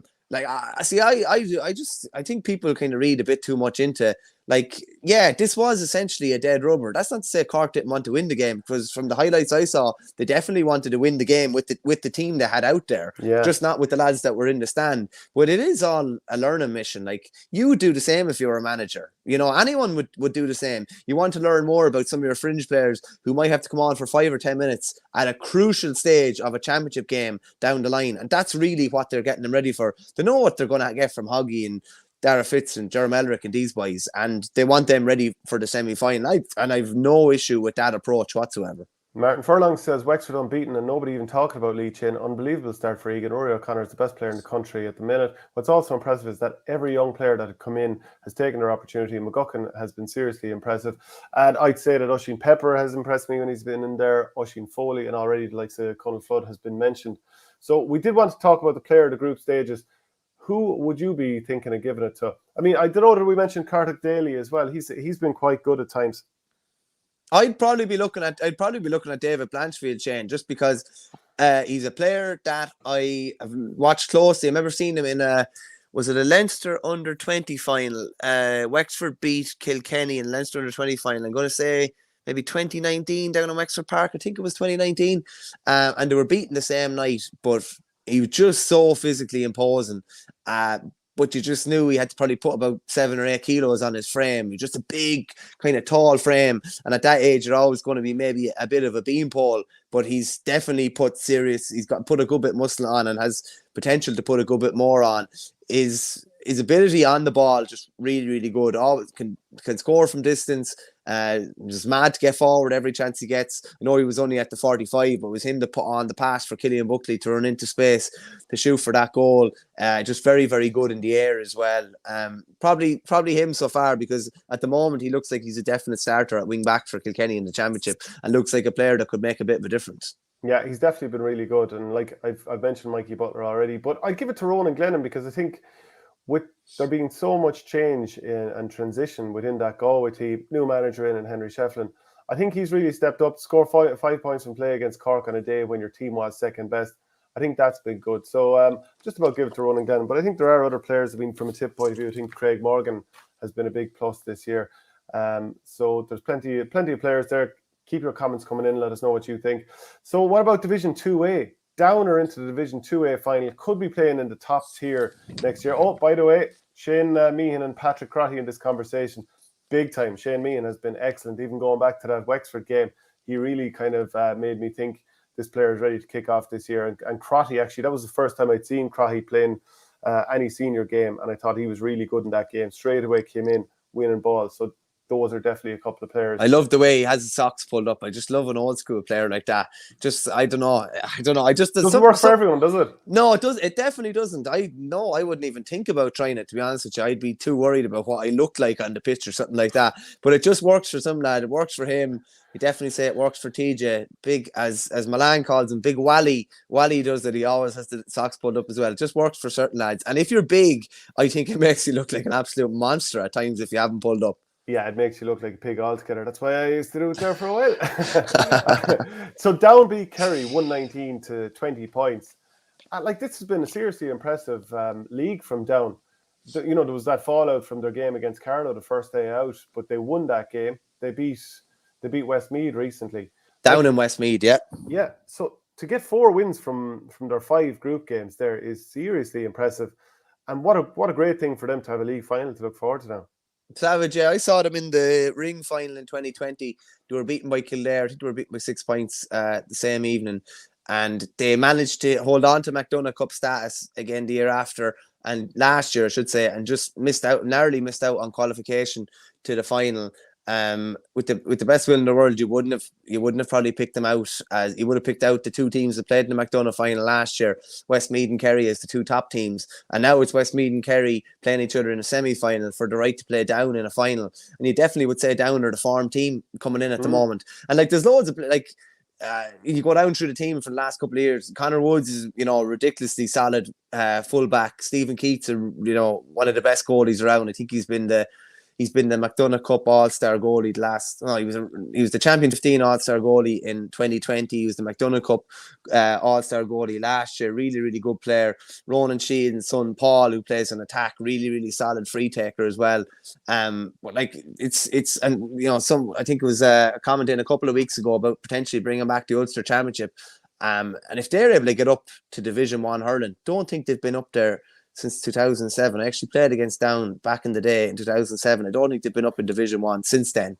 And it would be massive for them to get up there. Fair enough, they'd find it tough up there. But to get them in amongst, you have the potential actually next year for Down to be playing Division 1 and Antrim to be playing Division 2, which would be, that's not something you would have predicted a couple of years ago.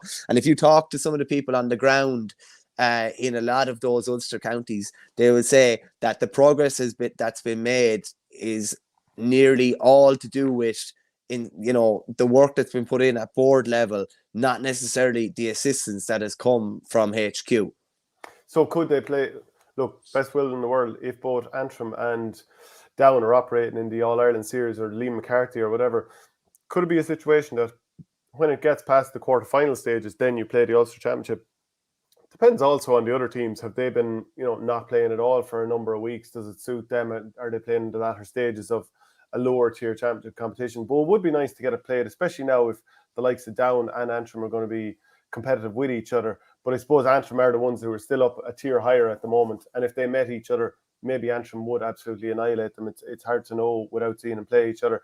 Kieran Dira says, get the Ulster Championship back. I definitely don't think they'd annihilate them, Shane. I think it would be very competitive now, I have to say. Based on Down's result over the last 2 years, they haven't really thrown. It's been really consistent stuff, in fairness, and they've won games that you wouldn't have even expected them to win. I wouldn't have expected them to go down to Mullingar and win, to be honest with you. Yeah. Okay, so also Kildare, they lost to Westmeath 121 to 14 points, and Carlow beat Meath 221 to 121. Pretty tight game there, and that leaves Meath relegated. In Division 2B, Derry beat London 25 points to 9. Donegal saw off Mayo 217 to 113, and Wicklow drew with Sligo 317 apiece. That's fair scoring. Just a quick one, Shane. I'm putting you on the spot here, but we were tagged on Twitter with a picture from the Donegal Mayo game, where a guy, you'll see it there. We were tagged just a couple of minutes before the show. It's one of the most, how should we say, wholehearted block downs you will ever see. You might be able to bring the picture up in a second. You just talk about putting your body on the line. This lad basically puts his head in on the line. I think, yeah, like that is something like, I don't condone it or anything like that, but sometimes you have to do what you have to do. And he's literally, I don't know, I'd love to see the video footage leading up to it, but he really put his body on the line there without a doubt. Well, he was obviously putting the Hurley out. The Hurley's after getting smashed, so that means the next thing up is the head. So Yeah. he's lucky he got away with that, and fair play to him for doing it. That poor Hurley. He'll never see that Hurley again. No, and you know yourself, when you break your best Hurley, it's like a funeral. Not good. Like I've broke my best hurl in a game, and you just feel like, oh God, what am I going to do? I've had this lad for about 18 months now. He's nearly, an extension of your arm now at this stage, and you break it, then you just don't feel right. Because usually, a lot of the time, if you're not prepared, you have your one good hurl and then that's it. There's nothing thereafter. Just fire through a couple of the other results really quickly. It was Wicklow 317, Sligo 317. So that's after putting Sligo mid-table. Wicklow are going to play Mayo. Wicklow are going to play Mayo to see who stays up and who stays down, or who goes down. And just an interesting one there. Mayo were beaten by Donegal in that game where we showed the picture. Keith Higgins came back and played, and just had the intro and the Independent report here today. Just said, not even a dash home from Keith Higgins after appearing on the Miriam O'Callaghan show on RTE Radio 1 could prevent another Mayo defeat. So that'll show his dedication to the cause there. In Division 3A, Roscommon had a comprehensive defeat in Monaghan by 12 points. Tyrone remain unbeaten. They beat Louth 316 to 213, and Armagh had a big win over Warwickshire 518 to 18 points. So Tyrone and Roscommon tied on 9 points. They'll meet in the Division 3A league final. And then in 3B, Fermanagh 215, Leitrim 116, and Longford 214, Cavan 9 points. So it's Fermanagh and Longford in the Division 3B league final. A couple of other quick little bits. I think you mentioned at the top of the show, Ardscoil Reach winning the Croke Cup, beaten in the Munster, obviously. Someone had to comment in the other day that Kieran's must be the only team that are still wearing long sleeve jerseys, which must be true. I don't know any other team that's still wearing long sleeve jerseys, so it's good to see the tradition still last there. Adrian McGrath had a comment in there about Offaly's All-Ireland win, a brilliant win for the Offaly minor camogie team. I think it was 210 to 112 against Laois, All-Ireland minor B, massive win. And in the ladies football, Meath's rise continues there in the Division 1 league final. They beat Mayo over the weekend, and Donegal had a real smash and grab against Dublin in the other semi-final. Looked down and out, hit 2 goals in double quick time to beat them by a point, I think it was in the end. I think it was 2-8 to 110. So it's Meath and Donegal in the ladies Division 1 football league final. Okay, so we'll move on to football in the National League now, and just to go through the results in Division 1, Tyrone beat Mayo by 11 points to 9. Kerry saw off Armagh 113 to 13 points. That goal from David Clifford being key. Kildare put up a massive 24 points against Monaghan's 112, and Dublin saw off a fairly disappointing Donegal team by 215 to 211. Now in Division 2, Cork beat Down by 116 to 112. That relegates down. Galway battered Derry with those 4 goals, 411 to 12 points. Meath just about beat Clare 10 points to 9, and Roscommon beat Offaly by 218 to 14 points. Now, Fintan O'Toole was at the Down and Cork game, so I'm just going to play a little bit of his report from that game, and we'll see what we'll talk on the back of that. Hello, I'm Fintan O'Toole from the 42.ie, just back from Porky Queeve, watching today's Alliance Football League Division 2 clash, Cork v Down, and it's finished Cork 116, Down 112. Absolutely huge win for Cork. I suppose the consequences of this game were illustrated regularly, I suppose, during the week in the build-up to it. Both sides were in relegation trouble, and the big outcome is that Cork still have a chance to preserve their status. They'll need to win next week when they play Offaly in Tullamore, but they're still, mathematically, it's within their own hands that they still have a chance of preserving their Division 2 status for next year, whereas Down have been relegated to Division 3 on the back of today's defeat. So both sides into the game with 4 losses so far and only 1 point each. Down had drawn against Meath, and Cork had managed to draw against Clare, but this game was of huge importance to both. And Cork just about deserved it, I think, winning by, as I said, by 4 points, 116 to 112. Big scorer, 2 big scoring performances for them really were key. Stephen Sherlock, the St. Finbarr's forward, who was very effective for them last year when they won the county senior title in Cork, and they obviously went on to win the Munster Club and reach the All-Ireland Club semi-final. He finished with 1-7, 5 points from frees. Cathal O'Mahony alongside him. will be a young guy who was on the Cork under-20 team that won the All-Ireland Championship in 2019. He scored 3 points from play. He's had his injury problems. He was out since last year's relegation playoff against Westmeath when he did his hamstring and that, but he's come back in recent weeks, came on as a sub last week against Meath, started today at full forward, and the two of them between them scoring 110. That was a pretty huge important contribution from a Cork point of view. Colm O'Callaghan also kicked 2 points, and ultimately Cork just had that greater scoring threat in the second half. They scored 11 points in all in the second half, and that probably just about got them over the line. For Down's point of view, Tiernan Rush scored their goal. They had 3 points from Andrew Gilmore all from frees, and 3 points as well from his full forward colleague Pat Havern, and Darren O'Hagan in defence. He came up forward and got 2 points. The sides were pretty well matched earlier on. I mean, it was 3 points apiece after 12 minutes. Then it was 4 points apiece by the 22nd minute. But the big crucial breakthrough for Cork came in the 28th minute. Sherlock finishes the goal to the net into the Blackrock end of Páirc Uí Chaoimh. A really clever finish where the ball was played into him, and he managed to just flick it one-handed over Down goalkeeper Rory Burns, who was a late introduction for them. He started instead of Kilcoo's Niall Kane. But it was all down to John O'Rourke's kind of break. He was really good in that move. He managed to kind of break the Down defensive cover, and it was the first time really that Cork had got joy in that sense. Both sides had, though, missed big goal chances before that, around the 21st minute mark, the 15th minute mark in quick succession. First up for Down, Anthony Doherty had a great goal chance. Bumby Hall Martin, the Cork goalkeeper, stood up really well, the Neiman Rangers man. He managed to tip his shot wide of the post, and to compound matters for Down, they missed, resulting in 45. But then seconds later, Cork missed a big goal chance. Cathal O'Mahony, he was going for a point realistically. He hoofed the ball up into the air, but it dropped short, and Dan O'Donnell had kind of stolen in behind the defensive cover, and he got at the ball. Pretty good chance to put it into the back of the net, but his shot went the wrong side of the upright. But Sherlock's goal, I suppose, gave Cork a bit of headway. They came out in the second half and tacked on a couple of points. They were 5 clear at one stage, but then again, the game looked like it was going to turn in Down's favour in the 48th minute when their goal arrived from Tiernan Rush. Now, I suppose I'm praising Sherlock earlier on for his contribution. This was the one kind of blotch on his display. He lost the ball in attack. It was turned over in possession, and Down broke really quickly. Kevin McKernan did very well, as did Anthony Morgan, another Kilcoo player who was a late introduction into the side. And Tiernan Rush's finish was lovely, left-footed into the top corner of the net. That made it 1-9 to 1-8. Now, this happened repeatedly in the second half. There was 3 times that Down came within a point, but crucially, they never managed to draw level. So after that Rush goal, Cork had 3 points in a row, 2 from Sherlock and 1 from Dineen. Again, Down came back with 3 scores of their own. When Ryan O'Higgins scored a point in the 66th minute, it was 112 to 111. Again, Cork managed to respond. They had 2 points, and in fact, from there on until the finish, they outscored Down 4 points to 1. Pretty frustrating second half from a Down point of view. The fact that they couldn't get level. They were also been unlucky on a couple of occasions. Twice they hit the post and the ball dropped. Point efforts.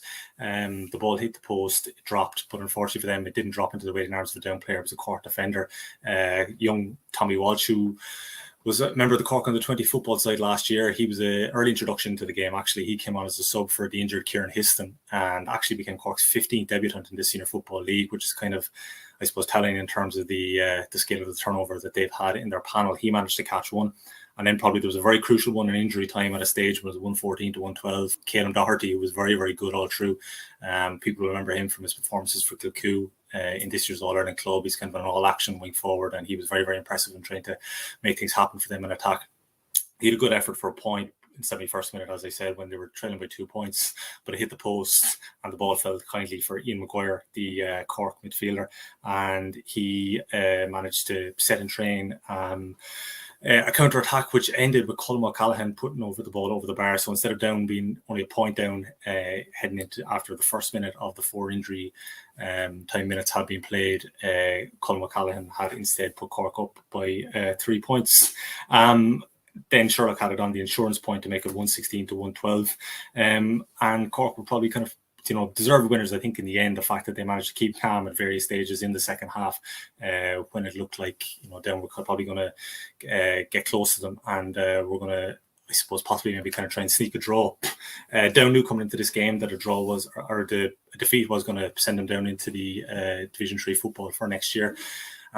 Cork, for their part, they would technically still have had a chance if they had lost this game, because the fact that they're going to Offaly next week, but they would have had to rely on Down losing. But as it is now, it's in their own hands. They know that if they get a positive result in the next week, even a draw will do for them on scoring difference. And it's just a huge kind of injection of enthusiasm into their fortunes.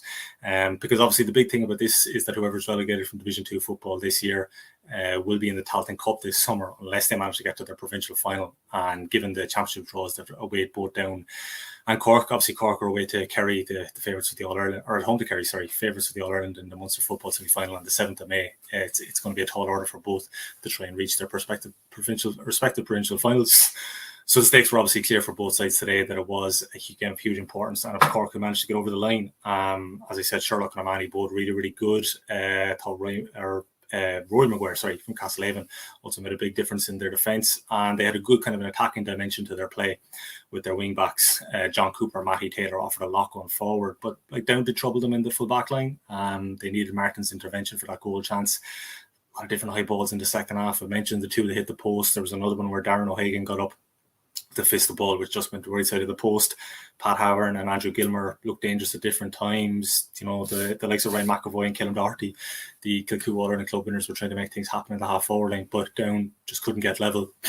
And it means that they're heading into their last game against Clare, but they know that their fate has already been sealed and that they will be playing Division 3 league football next year.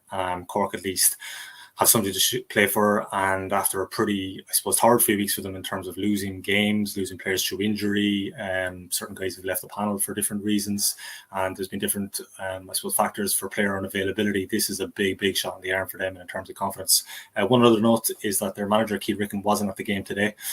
So afterwards, County Board Vice Chairman Pat Horgan spoke to the media. He was doing that because the players had asked the management members not to speak due to the ongoing GPA expenses row.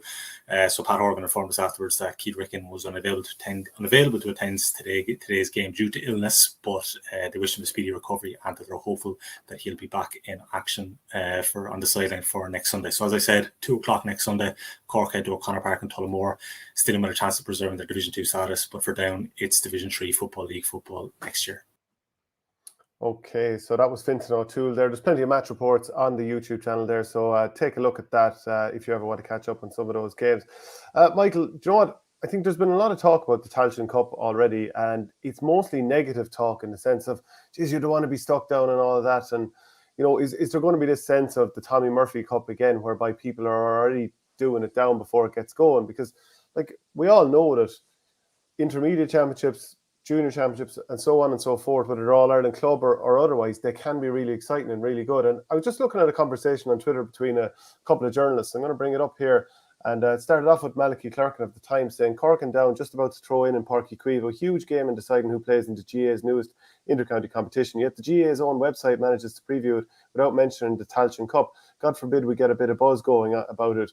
Michael Foley of the Sunday Times says, it's time to start leaning into the Tailteann Cup as it's a happening thing with a role in spicing up the season, rather than avoiding all mention in case someone says something bad about it. Only thing worse is not being talked about at all. And Stephen Miller of Laois Today says there's a poor recent record in the GA of getting new competitions right. The big problem in language must win to avoid the Tailteann Cup. Avoid is not a word you want associated with anything. I think we'll see an exodus of Tailteann players recruited by US clubs this summer. And Foley adds, I think it's okay to want to dodge playing it, but once you're in there, make the most of it. It's a far more winnable competition than anything else around it. So, what are your thoughts on that? I mean, I do hope that this becomes a competition where we get quite excited about it, that there's TV coverage, that there's talk about it, that there's a bit of a buzz going. Yeah, I'd hope so. The same, Shane. I think though, is the first weekend of the Tailteann Cup. Is like the Champions League final is that weekend. There's a load of championship action that weekend as well. Like a really busy weekend, a real busy sporting weekend. So the likelihood of like that just sailing so far beneath the radar is extremely high at this moment in time. Just from my point of view, from an Offaly point of view, and this might sound a bit silly, I'd love if Offaly were able to retain Division 2 status and play in the Tailteann Cup. Now that can't happen, because I think playing in Division 2, you're getting 7 really, really good games. But like realistically, like we have no hope of winning the All-Ireland at the moment. But winning a Tailteann Cup would be huge to me, because you'd be beaten if you did play. Just say Westmeath didn't get promoted, you could be beating Westmeath, beating Longford, beating Laois, teams beating Louth, teams that have probably beaten us plenty in recent times. And for a young team, a predominantly young team developing, I think it would be huge for us. I don't think it's all necessarily a bad thing. Far from it. But I would, I wouldn't like to lose Division 2 status, but I'd like for us to, you know what I mean? I think we're there's probably a top 10 and we're probably 15 or 16. Realistically, we don't have a chance. We don't have a hope of winning the All-Ireland, whereas I think winning the Tailteann Cup would be hugely beneficial for us. I think it's more the avoidance comes from, would say, a Meath or a Cork, who have had relatively recent success, shall we say? Do you know what I mean? Meads is probably a good while longer than Cork's, but like Cork won the All Ireland in 2010. We're competing really, really highly. Won a league title in the mid was it around 11 or 12? Did they win a league title or league finals around that time? That's why it's just they've slipped back so quickly. Whereas Offaly have been at the level we're at.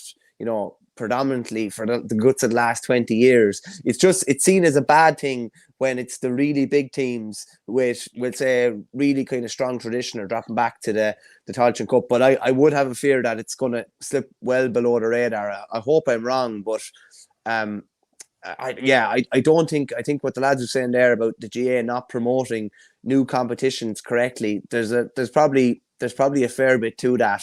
And I put it to you this way, and I know everybody has problems with there's a lack of staff and a lack of time. It'd be interesting to see how the GA promote the Tailteann Cup themselves or through their channels when it comes to that Tailteann Cup kicking off. And will the Tailteann Cup be heavily displayed on the Sunday game during those championship Sundays? I don't think it will be. I think it'll be like the Joe McDonagh was, where it's the results are mentioned and that's that, and almost a chat about it for a minute or two where nobody really knows what they're talking about, and you're just doing it as a tick box exercise. Well, logistically, it's going to be a real challenge. The likes of the Sunday game, the amount of games they're going to have to cover now when you've got both of those competitions going. Not to mention you've got Ladies GA, which is on it. You've got the different tiers of the hurling. I think it's going to be a logistical nightmare for any channel to cover it. Even the extra games you and I are going to have to cover. We're going to be. It's going to be all to do just to cover that. We'll talk about Division 1 anyway. 5 different teams can still get relegated. We know Kerry are through to a final, and even just to give the order of merit at the moment, Kerry are top with 11. Order of merit? I'm going full golf here. Into the golf or something or what? What? If I upset you. Anyway, Kerry are number 1. They're positioned number 1 on 11 points, 5 wins and a draw, plus 28 scoring difference. Mayo are next on 7 points, as are Armagh. Kildare, everyone from Kildare downwards can get relegated. Kildare and Donegal and Tyrone, they're all on 5 points. And Dublin and Monaghan are on 4 apiece. So again, just to touch on the scorelines once more, are the teams that got victories. Tyrone won, Kerry won, Kildare won, and Dublin won.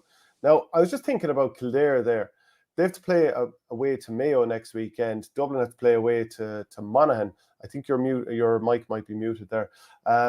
And I'm just wondering, would it be a very unsuccessful year for Kildare if they didn't manage to dethrone Dublin in Leinster, or didn't at least, save their bacon in Division 1?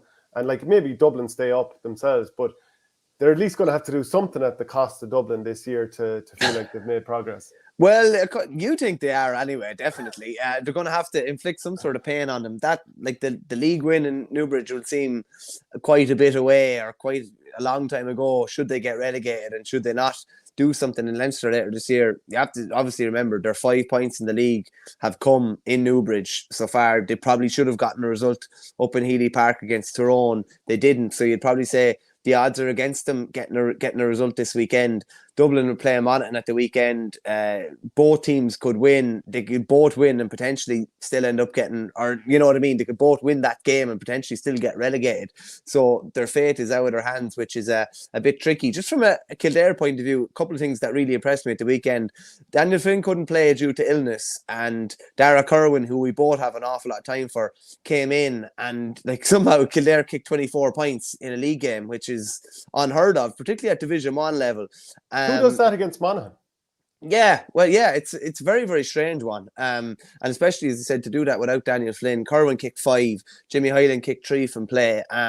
Just an interesting one on Jimmy Hyland. I don't know if there's a better player. The mark was definitely not brought in to suit his type of player. He's about 5'8", 5'9", but I've never seen a better man to get a mark. He manages to get himself into the position where he can just take it into the breadbasket. The hand comes up straight away and he pops it over the bar off the left or right. Paddy Woodgate is absolutely flying for them on the inside line as well. But Dara Kerwin coming back in there just offers another massive focal point to their attack. And now they've got like 4 of them going into 3 for 3 full forward line positions. Ben McCormack is flying at centre forward as well. So promising for them. It would be a bit, there's no point in saying any different. The last time they were in Division 1, they were relegated without a point. If they're relegated with 5 points, that would be very disappointing, because all the positives that you take out of the league, they're kind of all for nothing, really. They really need to retain their Division 1 status. And I don't like using the word project, but like in Glen Ryan's second year, you want to be looking into a Division 1 campaign again. You know what I mean? And looking Project Order of Merit, things are going wrong for us here. The Order of Merit. You're watching too much American sports. You're too much soccer and like continental managers talking about their project.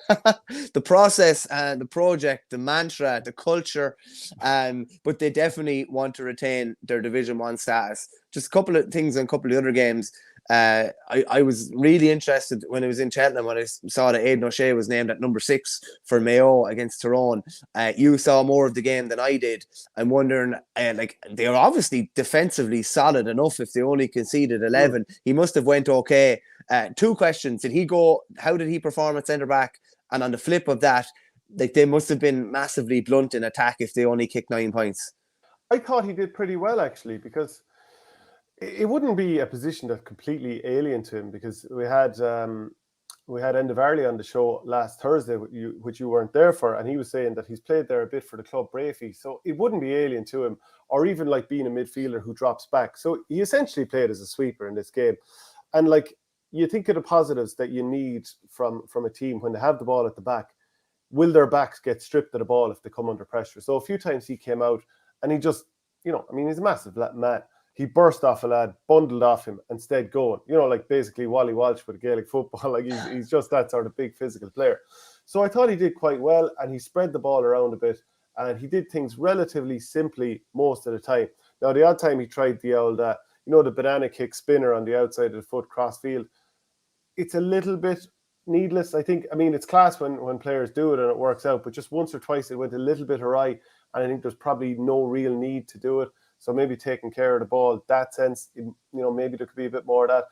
But when you throw the likes of Paddy Durkin into that backline as well, and you have O'Shea breaking forward, drawing a man or bouncing off a man, and then you have maybe Keegan coming one side and Mosheen Mullen and Paddy Durkin, I can see the real pros to this. And also, if they're playing against a team that will decide to bomb in some high ball, and Aidan O'Shea is playing as the sweeper and he can get in under that high ball, I can see positives for playing him there. But, we'll have to see how it pans out, because it's kind of early days on that front. Is it a bit late to be kind of... I don't know, because remember Barry Moran was thrown there towards the latter end of his career, or, he probably wasn't all that old, but he was thrown in. But I don't think it's all that alien of a position to him, because he's kind of been a defensive midfielder before. Maybe the problem was they were playing him so far out of position by putting him full forward in the last couple of years. Maybe that was the problem, rather than maybe this is more native to his skill set. Now, I know his very first season with Mayo, he was playing in the inside forward line, the Twin Towers, or the answer to Kerry's Twin Towers, when he was up in that full forward line at the time. But I thought he did all right there, and I can see that being persevered with. Now, the problem I had with the Mayo performance is their forward line offered so little. They were so blunt. It was just players fed the ball on the inside, and they just get the ball, they dally on it a second, feed it back out the field, hope that the likes of Matty Ruan could be the one who'd punch through the centre, and maybe, the likes of Mullen, I don't even think he got on the ball all that much, but maybe Lee Keegan would make a burst from the back line. Actually, Lee Keegan against Darren McCurry was a good little battle there. I think Jordan Flynn has settled in nicely as a midfielder. He might be able to keep his position there for the year. But yeah, they were just so blunt in attack. I think Ryan Donoghue got a point from play. After that, no attacking, no starting forward scored anything from play. So that would be a definite negative for the players who lined out. And I just wonder, is Killian O'Connor, what am I saying, Killian O'Connor, will he be available for championship? We haven't seen him up to this point. So that's definitely an issue. You know, it didn't really happen for Jason Doherty. He was out for so long and he didn't look particularly sharp. I wouldn't agree with Colin Boyle saying that he did look sharp on, and maybe there's just a bit of loyalty to friends there, which you can understand too. But I thought the likes of Towie didn't happen for him. I thought Fergal Boland, who'd been really good against Kerry, didn't massively happen for him. But maybe we just have to give Tyrone a bit of credit here and say that they didn't allow Mayo to get into this game. But also, it's not a game that massively mattered to Tyrone, to Mayo. So there's all of those things in the mix, and Mayo can still get to Croke Park for the league final. Yeah, and they're in pole position. You'd still say they're probably in pole position to get there. The Killian O'Connor one is interesting. I mentioned it a few weeks back. Like, it does get a bit more worrying the longer it goes on that he hasn't played. It's looking like you're probably not going to see him till championship time. That's obviously a very, very serious injury. Information is so hard to come by, especially now when managers aren't even talking, some of them after games.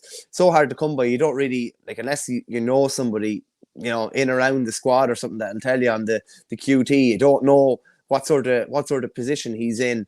From a Tyrone point of view, probably after Dublin kind of ransacked him in the first half the last day, there was a lot to like about the performance. Peter Hart was brilliant. He was, again, when he's in one of those going days where he's just driving forward at every opportunity, so elusive. It's almost like you know what he's going to do, even you know he's going to dummy back onto the left sometimes, and even caught Aidan O'Shea with it once, but he still catches you, even though you know probably what he's going to do. Darren McCurry was probably quiet at different stages, was still able to put over that good opportunity when he got it as well. But after, with some of the players that they've lost out on, and I know you discussed it in last week's show, thought Darren McCurry's comments around that were a bit peculiar for a fella that had left the panel himself. But there's obviously a few things going on in the background there, and all Brian Dewar and Fergal Logan want us to have everything ironed out and for them to be ready to make a massive assault and trying to retain the All-Ireland, because they have a really difficult pathway to that if they're going to do it. But it does look like they're,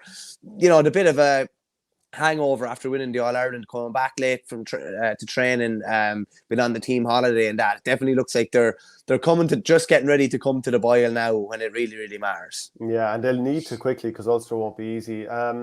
Jack Carney did have that chance laid on to steal the win for Mayo. High ball went into the area. He collected the break, but it hit off Jordan Flynn's leg on the way, and it looked like it was going in, so Mayo could have stole that one. They've got Kildare next weekend. Fionn McDonough got injured, so that's obviously another blow to them in their forward line. Kerry went to Armagh and won 113 to 13 points. They're into the league final, as we said.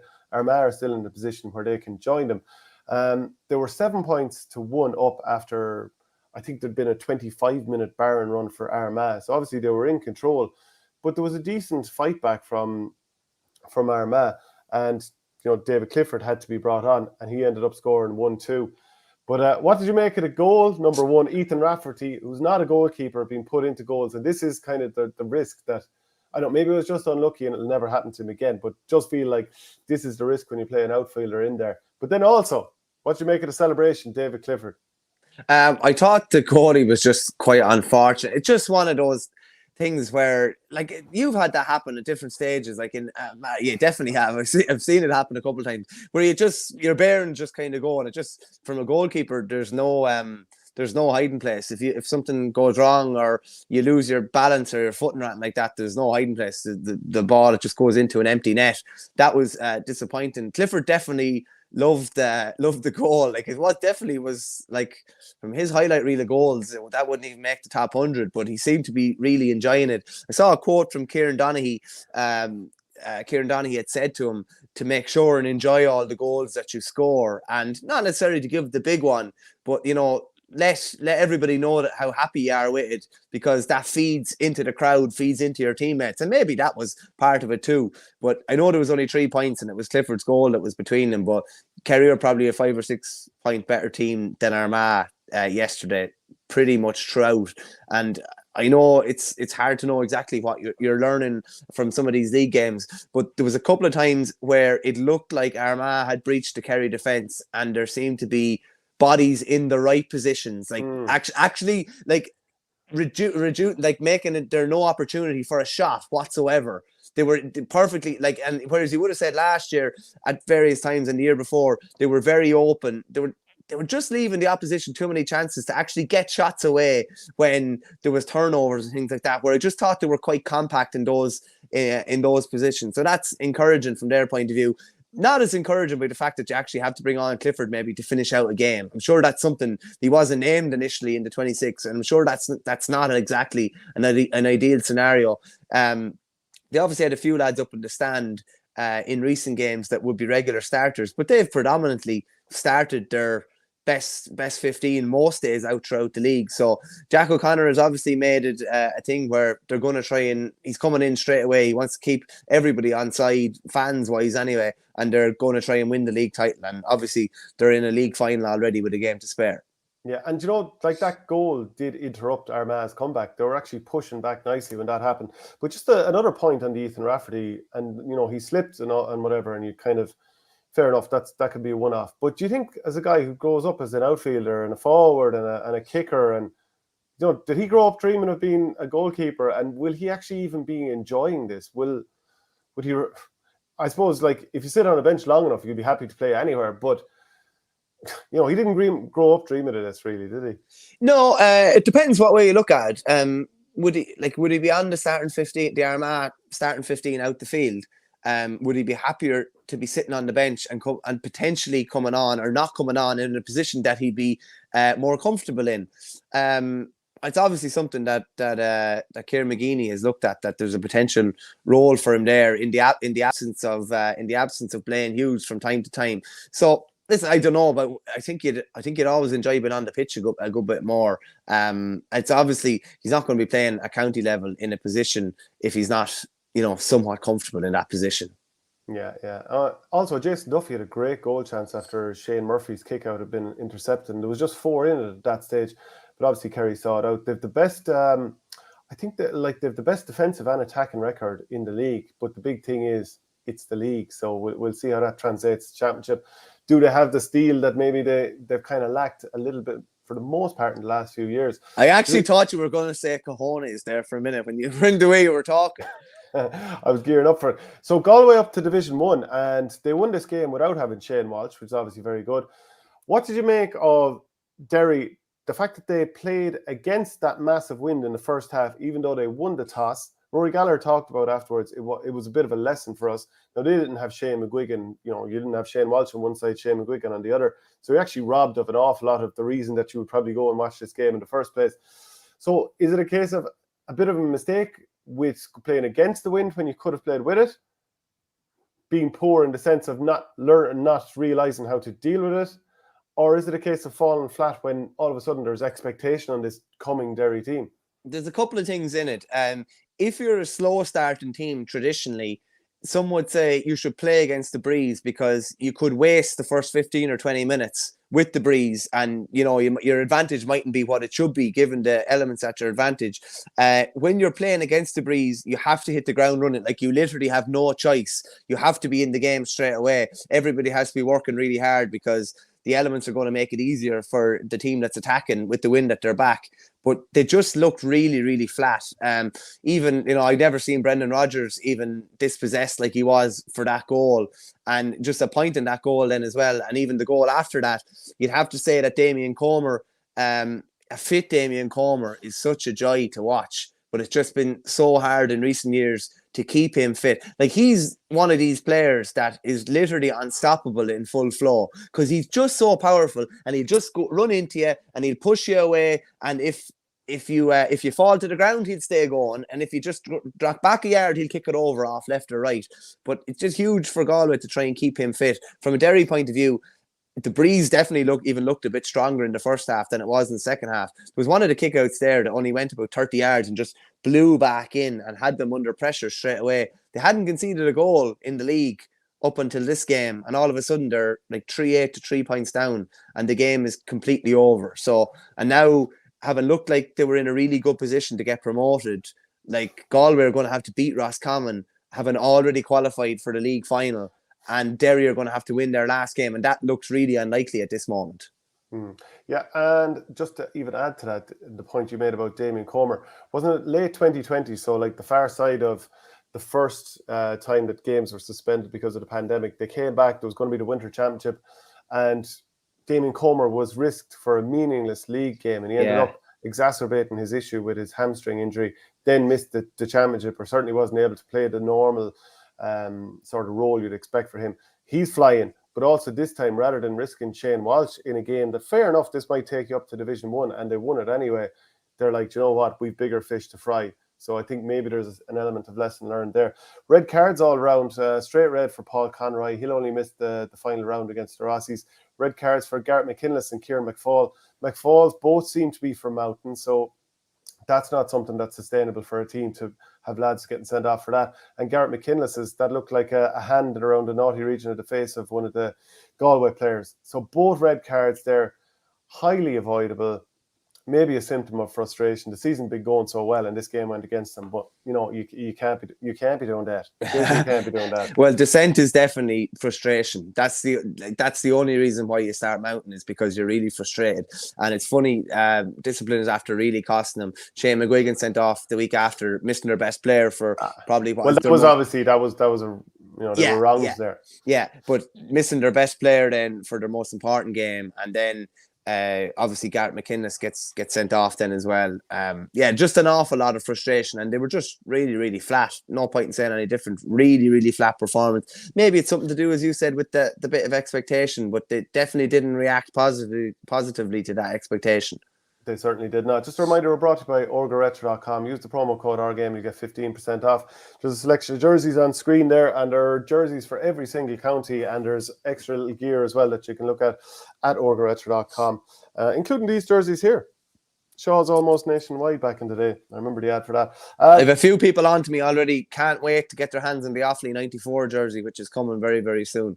I'll probably be one of them, to be fair. Maybe that's the one we should send over to your place and get you to finally try on the Offaly jersey. Jesus. Look, to be honest, you're not enough of a threat really these days for me to be worried about wearing the jersey. Bring it on. Hey, Meath beat Clare, so Meath are now safe. They'd had a very poor start to the year. And next weekend, Cork against Offaly. That's the big one in Tullamore. But look, we'll preview that on the Thursday show on patreon.com/OurGame. Louth beat Antrim 112-18. That was the battle of the Louth, or the Tyrone bosses there. Mickey Hart doing great stuff with Louth, and Enda McGinley, they've been having a very, very strong season. So Louth looking very likely to go up. And Sam Mulroy, I mean, he does get mentioned a nice bit, and you saw him being mentioned a lot on the Sunday game last night. But God, you'd love to see how he'd go in a seriously top team that's challenging for the biggest honours. Yeah, like he just seems to rack up massive scores every week. It's funny, I was at the Louth and Laois opener in RD, and Laois won fairly comprehensively. Now, Mulroy had I think that was his first game that year, first game of the year. He'd had injuries and was basically thrown in for the first league game to try and get a result. They didn't get a result, and Mickey Hart said then that the game the week after against Longford was like, I don't know if he said relegation 4-pointer, but he said it was a 4-pointer, which would, nearly assume that, they might need these points really at the end to stay up. And then all of a sudden, like, sure, they're nearly as good as promoted. And Sam Mulroy has been a huge part of that. He's accounted for 54% of their scores so far. As you can say one thing, it's an over-reliance on him maybe, but it's also him absolutely shooting the lights out. He's in the first game that day against Laois, he scored 7 points of 110. The next day it was 1-3 out of 1-6, 8 points of 114, 10 points of 115, 1-6 of 212, and then 1-9 out of 112 the other day. What's that? 80% of their scores the other day. It's a serious record, in fairness. Everything goes through him. He's a deadly accurate free taker. And, a lot of the frees, he draws them on himself a lot of the time too. So you have to admire Mickey Hart. Like, for all, some people up in Tyrone were, really pushing for him to finish up. And I know Darren McCurry said that if Mickey had stayed on, that he wouldn't probably have stayed on. But like, the hunger that he's brought to Louth, and for them to be going from Division 4 to Division 2 under him and Gavin Devlin, it's massive, massive progress, you have to say. Yeah. So the other results in that division, Limerick beat Laois. Like, that's a huge win up in Port Laois, 15 points to 14. Wicklow beat Longford by a point in Pearse Park, 20 points to 213. And Westmeath drew with Fermanagh, 1-9 to 12 points. And obviously there was that situation with the Sean Quigley score that would have put them, I think that would have put them 2 ahead late on. Like, it was a brilliant point. And when you see the stills, I wasn't initially sure, but when you see the stills, it looks definitely over. And it's just poor position from the umpires. But like, it's so hard to get umpires. It's hard to be too critical when most people would never dream of actually being the umpire. Yeah, it did look kind of a nice bit inside. That's probably the really frustrating point of view. And I think tensions bubbled over after the game, which, like, obviously totally understandable. The table would look a fair bit different if Roscommon had the 2 points and Westmeath didn't get any points from that. But yeah, you just don't like to see things like that happening. Plus, it has potential Tailteann Cup ramifications. Maybe Fermanagh, if they'd won that game and potentially won the last game, could have possibly got promoted. That's obviously, not going to happen now.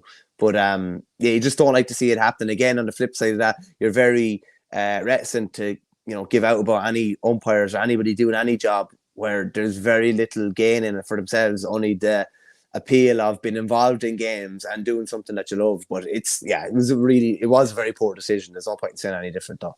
Yeah, I'll go through the Division 4 results finally. Cavan beat London by a point, 115 to 211. Sligo also won by just the minimum, 15 points to 111 against Waterford. Leitrim beat Wexford 3-9 to 111. And I was in Semple Stadium to see Tipperary put up 216 against Carlow's 11. A very handy win there. Like, Tipperary they were under pressure after the first 2 games, drawing with Waterford and losing by 8 points at home to Leitrim. And now they're after winning 4 in the spin and they're actually flying. Yeah, it's gas. I think Conor Sweeney picked up a knock, did he? He might be under a bit of pressure, would he? Yeah, went off before half time, yeah. And Tipp would still need to win next weekend, I think, to confirm their place. If they were without him, they might be under a bit of pressure. But I believe there was a fair bit of drama down in the Sligo-Waterford game as well. Sligo 15, Waterford 111. Sligo finished with 11 men. I think there were 60 frees in the game. Yeah, 4 reds, 13 yellows. I saw Tomas McCarthy tweeting about. Yeah, like, that's just sound like a really fractious kind of affair, and just something that just to be made aware of as well. Tipp are playing London next Saturday night. Or it's down to be played next Saturday night. At the moment, it's down for Saturday. The rest are on Sunday. Yeah, so like, I this part of me gets the understands it, another part doesn't. I know from chatting to the London manager earlier on the year that's really difficult for them to get flights back to London, particularly from Knock. I think the last flight is at 5 o'clock. But I'd imagine they would still be able to play at 12:30, 1 o'clock, and still make it for their flight back to London, because it kind of brings the whole division into disrepute, really, if everybody knows that if Tipp win on Saturday night, the Division 4 is basically sewn up and the results really don't mean anything, whereas all the other teams can go out for those last round games if they're all on at the same time, with the potential that a couple of them could qualify for the final. Whereas if the game is played the night before, it's basically sewn up beforehand. Yeah, so logistically, this is a real issue for London, and then you think about the money for flights and change and all that stuff that might make it unrealistic to do so. Now, things might be changing as we're speaking, so obviously keep that in mind. But would it be easier now to change the other 3 games to Saturday night and have all 4 games going on Saturday evening, so that London don't have to change their setup? Or are we telling London, look, you might be out of pocket, your players might struggle to get to work Monday, whatever it might be? I think the easiest thing is tell them all to go Saturday night, or should have been in the first place. Yeah, just looking at whether lights are available to all the home teams, I wouldn't be 100% sure if they are. So that could be somewhat like Tipp can obviously play games under lights. Maybe the home teams will be Carlow, Cavan, and Sligo. So I know Cavan do. Pretty sure Sligo do. I'm pretty sure I think Carlow do. Maybe so. Carlow definitely do. And I'm not 100% sure about Sligo. Yeah, they're the one I'm not 100%, but I know Cavan do, because I remember watching their club football on TV last year and it was under lights. I kind of feel like we're taking off a corner back and making 15 switches here. I just put the Saturday game to Sunday when the other 3 games are, and even if you had to move them to half 12. Who's going to pay for all the changes, the flights and stuff like that? Yeah, well, that's a fair point too. Maybe HQ could help out with that, but they definitely need to make sure that for the fairness of the competition, that everything is run off at the exact same time. Yeah, and do you know what? Tipp were quite good, and I know you mentioned about Conor Sweeney, and if he's not available, But Mikey O'Shea has been a real find this year. He scored 1-2 in the game. Sean O'Connor, who scored a nice goal in that win over Sligo, he scored 5, albeit one of those, only one was from play. Jack Kennedy looked good. Mark Russell's been a real find. Kevin Fahey scored 1-1 late on in the game. Carlow were quite disappointing. Outside of Conor Crowley getting a couple of points from play, nobody else made a massive impact in that forward line. They also had a red card late on in the game. That was probably just about deserved for a second yellow card, bit of a late hit. Mikey O'Sullivan says, great win for Donegal ladies over Dublin on Saturday in the league semi-finals, Meath versus Donegal in the final. Is there anything else to add in before we finish up here? Just I think we've hit most nails on the head now, because just there was a lot of nails to hit. And we stayed hitting them by. You put the ball out, we'll drive it. Okay, right, we're back on Thursday. We'll see you for that show then, patreon.com/OurGame, and we'll see you all then. Thanks very much, Michael. Cheers, Shane. Good luck.